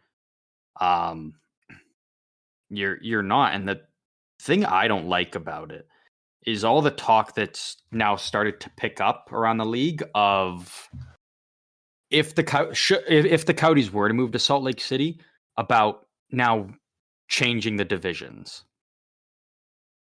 And kind of the biggest talk I've heard regarding these divisional changes is it wouldn't affect the East at all, obviously. But in the West, it would be the Calgary Flames and the Edmonton Oilers would actually move to the Central Division. And then going back to the Pacific would be Salt Lake City and the Colorado Avalanche. Which I think if you're moving the Coyotes to Salt Lake, it's sucks to suck, but that's where you're staying. Like, you don't need to adjust these divisions and get rid of the I was gonna say, great, Edmonton versus Vegas rivalry that's brewing, like the Flames and the Canucks, the Oilers and the Canucks. You don't need to those teams are ruin so all that just to. they're so Pacific, it makes no sense. And I, just to refresh myself, I've Googled a US map with Salt Lake City kind of outlined. It's not that Pacific. You don't have to put them over there. Mhm. In fact, Arizona's not really any more central or Pacific than Salt Lake City is really. I think more than anything, this would be more than anything. It would be all about getting Colorado and Vegas in the same division. Mm. Which That's a lame reason to do again, a though, reset. my thing is, And like, you if you're can't doing, lose I'd rather have some of the other rivalries. Like, well, my thing is, like, more than anything, if you're doing it, I'd rather have Colorado and Edmonton in the same division. I think Colorado versus Edmonton is 10 times more exciting of course. than like McKinnon versus McDavid, rather than just because Vegas is good right now. Like, McKinnon skates circles around that team still, but up against McDavid, that's a totally different story. Yeah. Did you see them play against each other earlier this week? There was a really good clip going around of them both battling in the corners, and then it gets passed out, and McKinnon starts skating with the puck, and he's got 5 feet on McDavid, and McDavid back checks and actually goes and stick lifts him and steals it. And like, yeah, you just know everyone else on the ice is watching, like, holy shit, dude, what are we supposed to do? We just have to watch. But yeah, I mean, more than anything, like, I don't like it, just because, especially like if the Coyotes are going to, place that bid for new land, and like, again, like, how much of an upgrade is Salt Lake City? Their arena that they have there, which they use for the Utah Jazz, is a basketball designed arena because that's all they have. And it reminds me of when the Islanders decided to leave Nassau Coliseum because it wasn't big enough for an NHL team. I think it only seated is that the one with the is that the Utah Jazz by chance? Yeah. Okay, because their owner has said, he said a couple months ago, I believe we actually covered it very briefly because there wasn't a lot of info on it at the time, but he has said that he is willing to put in money to upgrade his arena for an NHL franchise. The Utah Jazz. Because the Islanders, I want to remember it was 300 mil, but I might just be pulling that out of my ass. But it's been a bit. So the Islanders moved from Nassau to Barclays Center in Brooklyn, right? Because Nassau is like, it's just getting old. It's small. Like, I think it only seated like 13,000 or something. Yeah. And so they went to Barclays, which they could seat more, yes, but it wasn't a great experience because it wasn't a designed NHL arena. It was for basketball.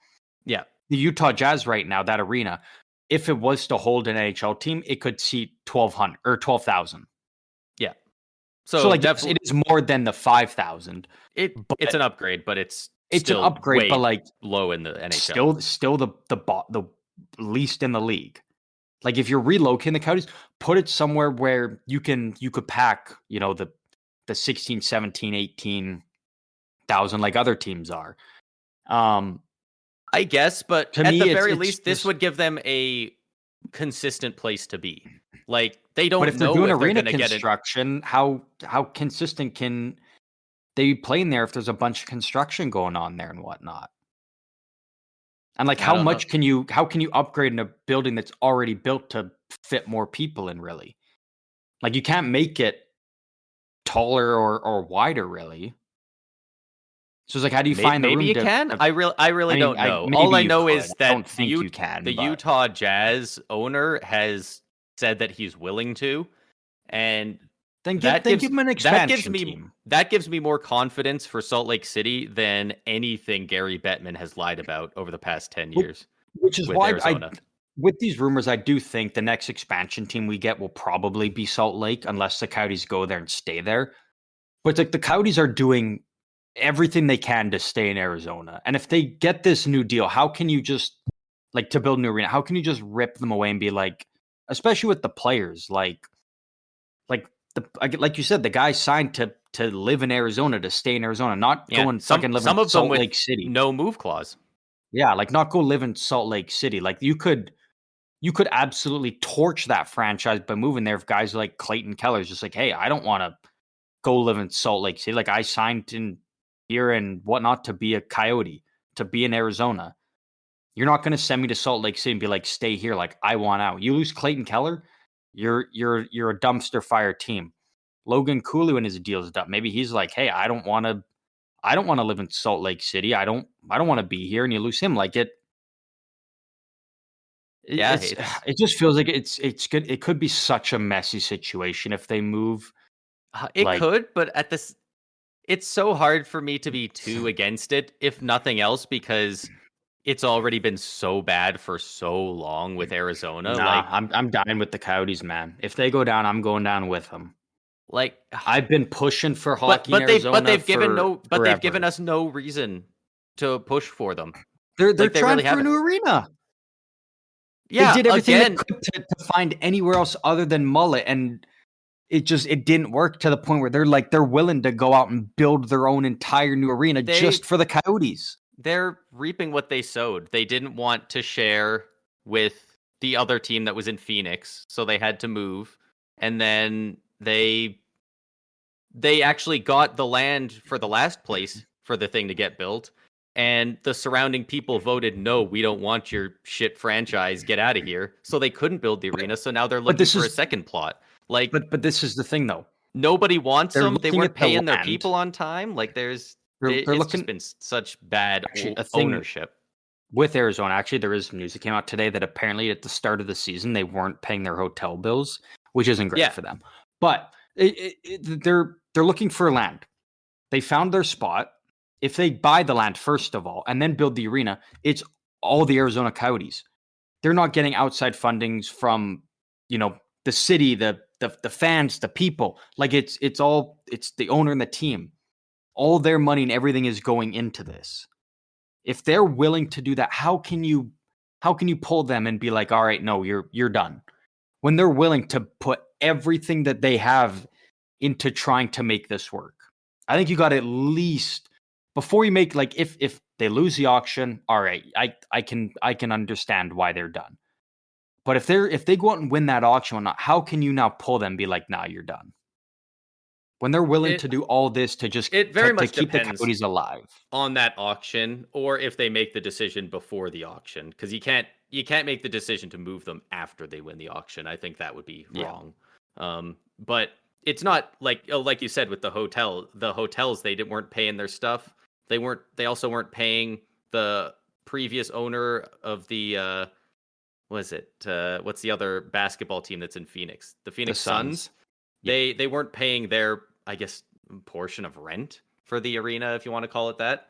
They weren't paying that on time. There was some players even getting their money late in this last offseason. Oh, we got Like some money news here. money is a concern with that Mhm. franchise, whether it's they have it or the owner was just shitty with his payroll. So Yeah. I can see why they're at least kicking the idea around. I personally hope Salt Lake City gets a team, even if the Coyotes stay. The Utah Jazz owner just seems super hyped to get an NHL franchise, and you love to see the sport grow. Yeah. Just quick breaking news. Speaking of Arizona, Austin Matthews actually is now number one all time in even strength goals by a Toronto Maple Leaf, which is pretty impressive. I think it was 264. So Do you know obviously who he tied passed? Would that have been like David Matt Keon? Sundin. Matt Keon Sundin. was third. He was third, not far behind. Well, I guess second um, to Sundin, but now third. But he wasn't far behind Yeah. Sundin. I guess with the Coyotes, though, I just feel like moving them is going to do more hurt, especially like immediately hearing that many players were upset with this, that they're now Yeah. forced to uproot their lives and everything. And like when you sign But you're like when, never gonna relocate a team and not have those players be upset, right? Like but that's the unless thing, you're like they're it's the risking that, Tahiti Suns, right? like you're risking a lot of your good players being like, I'm done here. Like I don't want to go I live mean in Salt Lake. you have their contract. They can't just say no.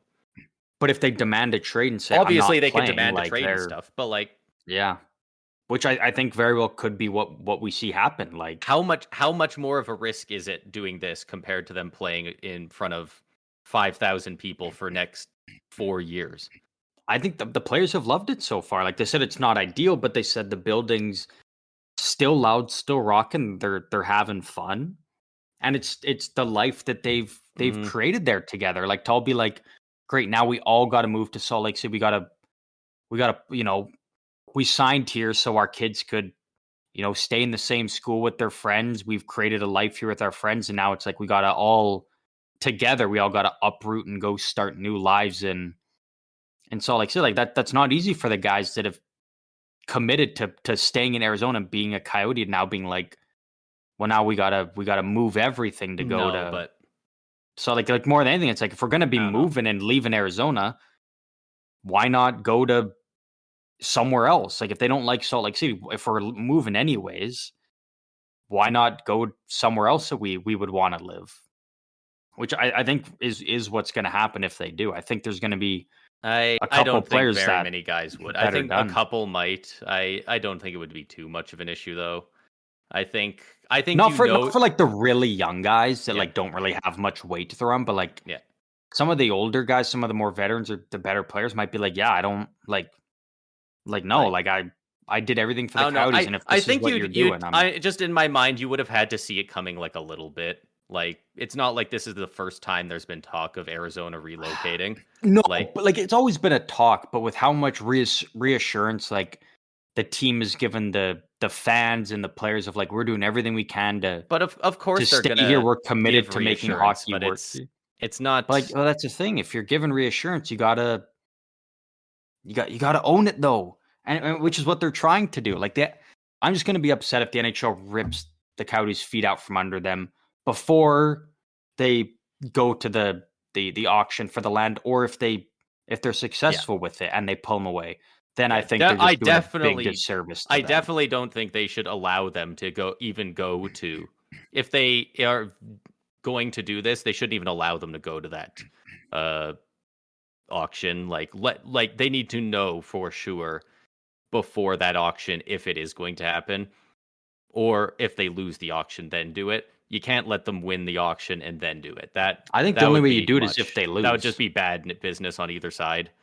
That's the only way I'd be okay with it is if Yeah, they like we lose said, the auction, then it's like, all right, yeah, yeah, that's the final nail in the we coffin. also They don't did know what it's everything they like could. in Salt Lake City. Like maybe he has plans and he's like, I don't know how billionaires work. Maybe he's got some 25,000 arena sitting in his back pocket we don't know about that he's like, yeah, I could open this up in 6 months.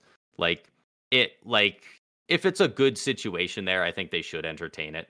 But if it's like kind of a sideways move, then I don't think there's a huge reason to. Mhm. Um, unless they do fail at the auction.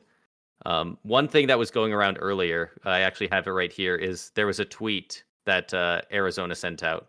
I guess technically it's on Instagram, but so this is in quotation marks, and you can tell even by the wordage, this legitimately, like at the bottom, it says Coyotes ownership. This came straight from them. It says, let the fans know we hear them and we are doing everything we can to keep the Coyotes in Arizona with a forever home. We feel their pain, it sucks, and we are sorry they have to go through this. And that's it. Yeah. The way it says let the fans know at the start, like they like you literally quoted verbatim like this was ownership saying it to the social media guy. But yeah, Yeah. they the way they say we are I don't doing know, man. everything we can to keep the Coyotes in Arizona, it sounds like the league's got a really up and Sounds up like the league's guy. really pushing to get It him sound out. it sounds like it's the league wanting Salt Lake City, and it sounds like Yeah. there's been a plan um, for the league to buy the franchise off of the owner for approximately $1 billion, and then they would sell the franchise. The league would sell the franchise to the Utah Jazz owner for 1.3 billion. So they make 300 million dollars in revenue off of it, and that would be split between the other owners. And so I heard that come out this I don't morning, know. and I'm wondering if just that's it. I wonder if it's all Just a cash the grab for the league. just the 31 billion or the 31 other billionaires owners in the league going, yeah, fuck it. I don't give a shit about the Coyotes. Do it. We can each split 300 mil. Like it might be as simple as a bunch of rich guys going, yeah, make us more money. Duh. Yeah, I've just been always pushing for the Coyotes, and with how much they've been trying to keep I it want there, Arizona to have you a team got to so give them bad. you I got to think give they them the need new chance at least ownership. for the. I don't even think they need new ownership. Like if the owner's willing to go out and buy land and build a whole new Talk state of it. the art facility, like I just think talk is cheap at this point. We've been well, talking but about if it since 2010, and he hasn't got a new arena. He rented with another well, they were. I guy, mean, they were and then he fine with couldn't where get they his were own. at, though. They were fine for the longest part until whatever 2019, 2020 started to get messy. But if he's willing to go out to that auction and buy the land and start building, like how can you not be like, yeah, let's try and Yeah, support this. but like we were talking about it earlier this week. I don't believe it's on the podcast, but like the was it Tempe's mayor was saying like they don't want anything to do with Scottsdale. Yeah, Scottsdale. he said Scottsdale's keep that arena away from us, which it's kind of yeah, just on the land is on like just the outer edge of the Scottsdale area. yeah. So like he's that's such I a think the bad reason endorsement. You're I trying to think the grow the reason he's saying sport, and that the is mayor says because don't even associate. Like so I think the that just reason doesn't because of speak to anything positive. no, I think the reason for that is because then Scottsdale doesn't have access to that arena. Like if you're trying to bring big celebrities to do concerts and whatnot, you can't showcase and be like, hey, come to this new state of the art arena we have because they don't like it would be the Coyotes arena. The city wouldn't have that to host anything there. Like it's strictly for Arizona Coyotes hockey. And if the Arizona Coyotes want to lend it out for other things they can. Like I think that's the biggest thing is it would draw attention away from what Scottsdale has. And then the Coyotes can start Right. poaching other things for the and use their arena for it and make money rather than the city making the money of it. Which personally, what I think it is, it obviously could be much more than that, but I think it's that the city doesn't want to Right. have rival competition when it comes to Yeah, for like stuff like that. entertainment and such. Yeah, Especially since Arizona, obviously, the weather incredible. Like it's a destination place, so people will travel for that kind of stuff as well.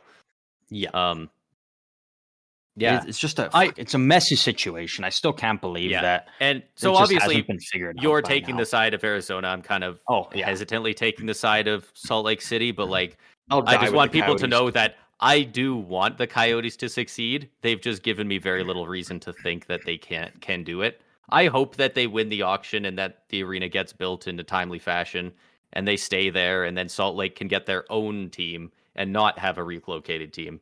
I cuz this has and this I hate that whenever you have this conversation it comes back to is Arizona a hockey place? Absolutely it is. They 100%. they love hockey there. I think there's very few places with a major city that aren't in North America personally. Yeah, Um, but especially Arizona is absolutely fine place for a hockey team.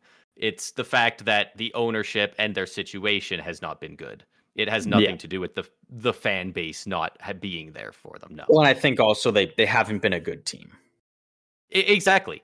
Like they Like made I the Western Conference Final in what? Yeah, 2012, was it like and then it? since then it's Yeah, it has to have been like at most 3 episodes since I've said I commend Coyotes fans for hanging on this long because like teams like Buffalo, teams like Arizona, their fans have had so little to cheer for over the past 15 years. Like, if you can still cheer for a team after that long of just mediocrity or worse, honestly, like, Yeah.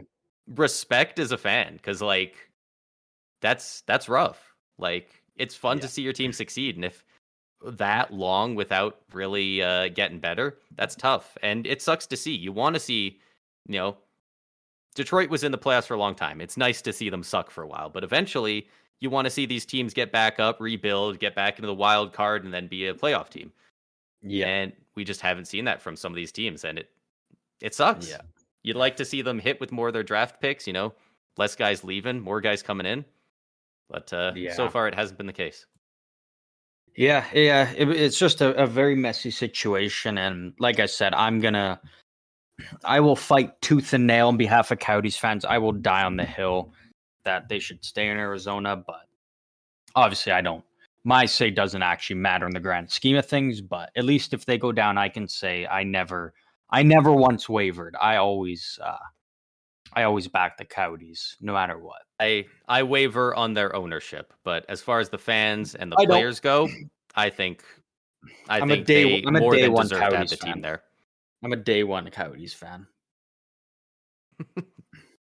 I Day one is bleed it? their. I bleed their. What color would you say that their jerseys are? Rusty copper. I bleed rusty copper. Yeah, yeah. I might want to get your tetanus shots updated. Yeah, yeah. It probably doesn't look great in a Tinder bio or anything, but Yeah, that's fine. anyways. Obviously we'll keep tabs on that situation, as it kind of sounds like it keeps going as a developing story over time, and we'll keep tabs on it, and keep everybody updated on what's going on with that. But I think, because you had something you wanted to do at the end here. I just have one little thing. I've had a couple of different things. We've been running pretty long, so I don't know if we need to do these necessary. This one's fairly quick. We can. Some of the other ones I'll save. We can probably also save the scoring race update. It hasn't changed too much. If we want. It's kind of the exact same as it's been, Yeah. pretty much. Yeah, Yeah, you know nothing's the really drill. changed. Kucherov, McKinnon, McDavid. What is it for goals? Matthews, Reinhart, Hyman. Hi. Yeah. It's not even looking Goalies, like I it's mean, gonna. Hellebuck, that's all you Yeah, need to know. yeah. Hellebuck, Demko, and Bobrovsky have also been good.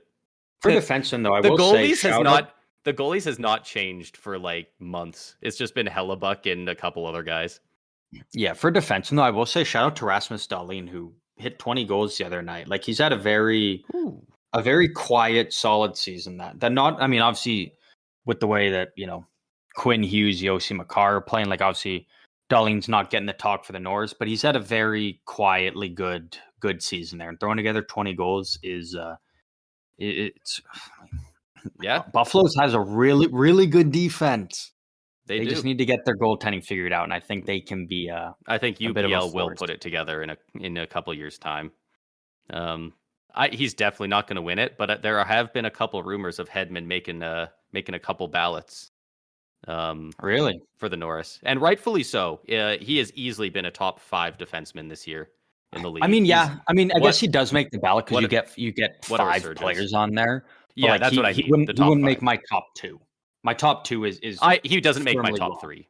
The top 3 is pretty locked up, realistically. Yeah. But I think there's a good argument for him being at 4 or 5 for a lot of people. Oh, 100%, yeah. But yeah, like I said, he's not winning it. He's firmly in a 4 or 5 at best, I think.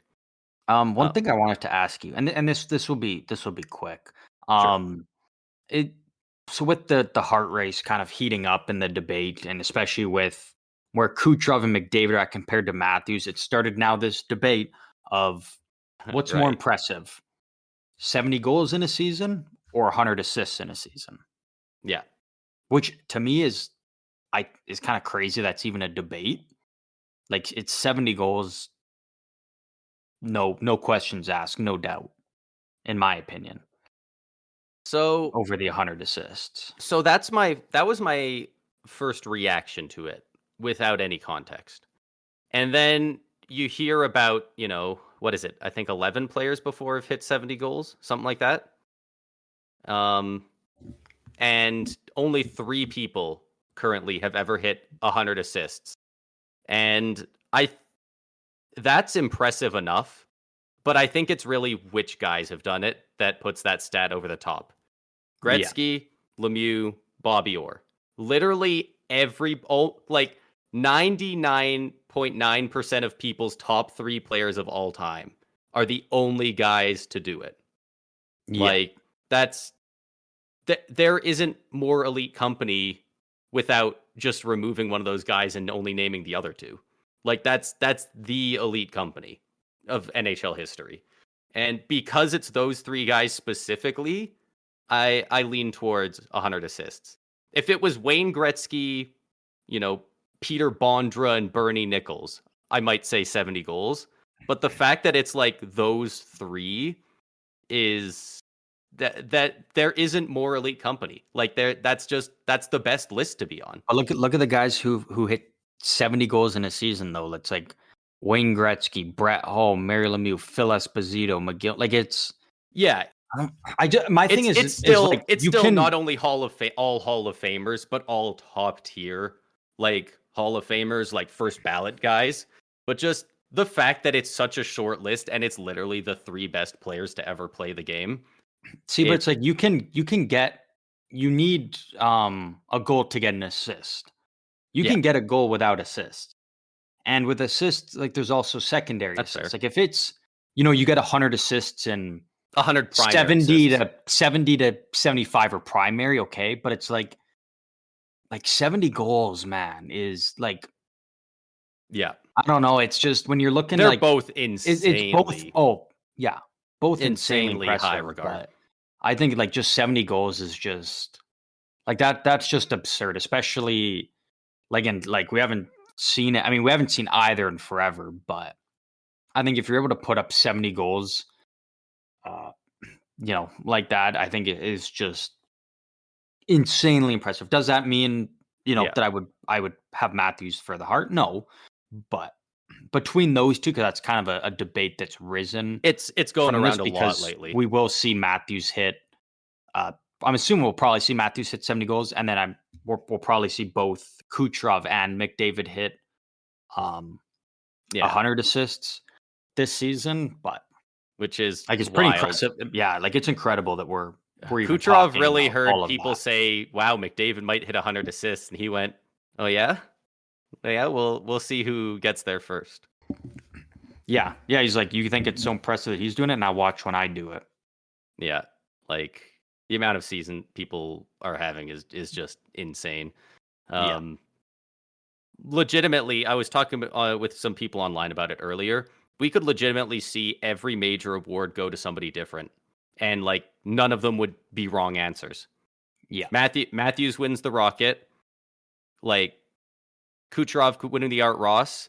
I have no doubt in my mind the players could easily vote Connor McDavid as the most outstanding player for the Lindsay. McKinnon can win the Hart.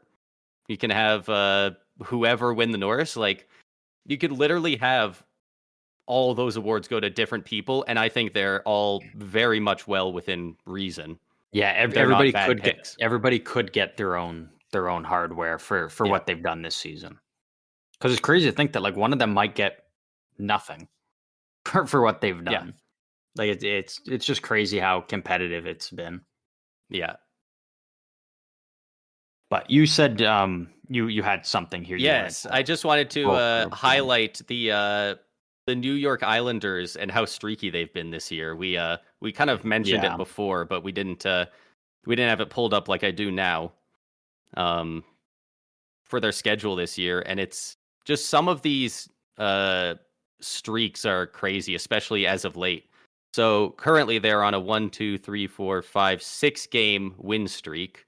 Before that, they had alternating wins and losses for 3 games. Then before that, they had 1, 2, 3, 4, 5, 6 losses. Right before that, nothing in between. 1, 2, 3, 4, 5, 6 wins. 2 losses, a win, 3 more losses, 2 wins, 3 losses, 1 win, 4 more losses. Like there's very little 1 or 2 streaks in there. It's a lot of like 4, 5, and 6 streaks Yeah. all throughout, basically since the new year hit. So like I have no idea what that says about them. Maybe it means they're dangerous getting into the playoffs because they could go on a run. But yeah, I mean, and like I'm looking at like home versus away, that doesn't seem to be a factor at all. It's absolute chaos theory looking at it, but Yeah. they got hot at the right time. They're Yeah, but currently that's they're currently at all that 89 matters. points in the Metro 3. If they win one more game, they might even clinch playoffs, I believe. I think so, yeah. Or they And would with be on if they win one more game at this point, I think other teams would have to win out for them to get pushed.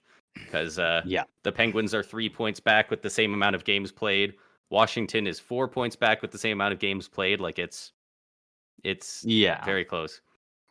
Also, with the LA Kings win tonight over the Calgary Flames 4-1, the LA Kings have clinched a playoff spot. So we now know that the final spot in the West is either coming down to the St. Louis Blues or the Vegas Golden Knights.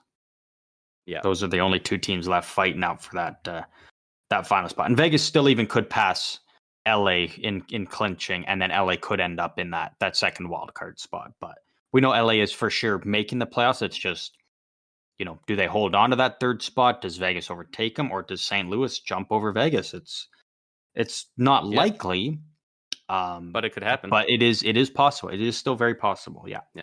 Random shout out here, just because I'm noticing it. Already mathematically eliminated from the playoffs. The Buffalo Sabres goal differential is at a +1. Can't say the same for Washington. Yeah, Washington still in the playoff hunt, -42. The streaking Islanders that we were talking about, Metro 3, -20. So Yeah. I guess Buffalo needs to choose when to score their goals more strategically, because they should be better than they are, I guess. Yeah. Looking at that metric. I think that kind of wraps up everything that we've got, unless you had anything else. I've got a couple other goofy things, but those can absolutely wait till another episode. I don't think any of them are very time sensitive. Yeah, because I think we'll probably be coming out with, I would say, at least 2 episodes throughout next week. Most likely, yeah. Just with the NHL season ending and then playoffs quickly starting, and we want to make sure we get our predictions in for the playoffs as a whole, and then the trophy watch, the playoff first round, watch. and so keep an eye out for us for next week, because I'm probably, like, they definitely won't be as long as this one went. This one definitely went longer than we anticipate, but that's the beauty of it. Once you get talking hockey, sometimes it's just hard to stop. So yeah, you know what? No fault to us here. I have one thing. Let's do it for like literally 1 minute, if that. So these are the 2024 Hart Trophy opening odds at the start of the year. So Connor McDavid is at a +100 because McDavid. Obviously, yeah. There are 3 guys at +1,000. That is the next lowest odd. Which 3 players do you think they are? McKinnon. Yep. Draisaitl. Yep. Kucherov. Or Kucherov. Matthews. Neither of them. It is Matthew Tkachuk. Oh, it is. Oh, wow. Matthews is I would not have picked +1,400 in, looks like 6th, and Kucherov is +2,500, look probably around 10th. Wow. Tied with Tage Thompson and Jason Robertson. How dare they? Wow. Man, if you're anyone who put money on Kucherov to start the season, you're looking, in my opinion, I think you're sitting in a pretty good spot right now. Well, it's funny you mention that, because I do that at the start of almost every year. Oh yeah, you do. That's right. It's not much. I put like $2. I put $2 on Kucherov to win the Art Ross in the Hart. $2 on Vasi to win the Vezina. You also put 2 on the Bruins to miss the playoffs. No, I put 5 on that one. I Yeah. prefer to lose $5 that way. Which, you know what, wasn't even crazy considering they did lose their top 2 centers. Yeah. Next year, I'm going to put a couple bucks on Radish to win the Norris. We'll see how that goes. That's an easy lock. Yeah. Who do you Um, who do you think is the first goalie on that list, by the way? Only one goalie even shows up. Probably Shesterkin. Ilya Sorokin. Oh, Sorokin. Wow. Yeah.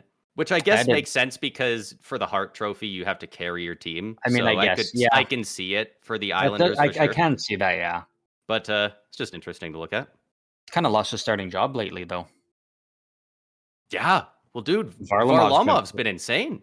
Yeah. He's been playing good. He's been winning. So it's like, Why you not? know, You ride the hot hand. Maybe that's how they get streaky. yeah. I do think if the Islanders make the playoffs, like game one, Sorokin's starting. Like, Yeah. you're not sitting him when you're in the playoffs. But if you need Varley to punch your ticket in the playoffs, you got it. You got to ride it while he's That's a playing the good way he is. backup to have. Yeah. All right, let's shut up because we could Yeah. literally talk forever about hockey. Yeah. Let's shut up here and move on. Yeah, we got to save Yeah. it. We'll save I it for think the that. next one. Yeah, I think that kind of wraps up everything we got for this episode. Um, Once again, like we said numerous times, we'll be back at least twice next week as the regular season wraps up and then ends, and then playoffs are quickly starting up. So we'll be back lots next week to talk about end of the regular season, the wrap up, and then we're jumping right into playoffs. This is obviously kind of our first full playoffs that we'll be covering on this podcast. I know we kind of started at the tail end of the playoffs last year. Yeah, I believe we started like around the same time as the finals did last year. We started right around when the Stanley Cup Finals was taking place. But this will be our first full year of covering the playoffs from start to finish, and we are incredibly excited and thrilled to be able to do that. Once again, thank you to everybody for listening to yet another episode of the Stick 'em Up podcast. I think we're on like episode 51 was last week. I think 53. I'm gonna say 50. I'll double check. I think 53. Crazy. If I'm not mistaken, 53. It's been a hell of a ride. 52. Episode 52. We've done this 52 episodes.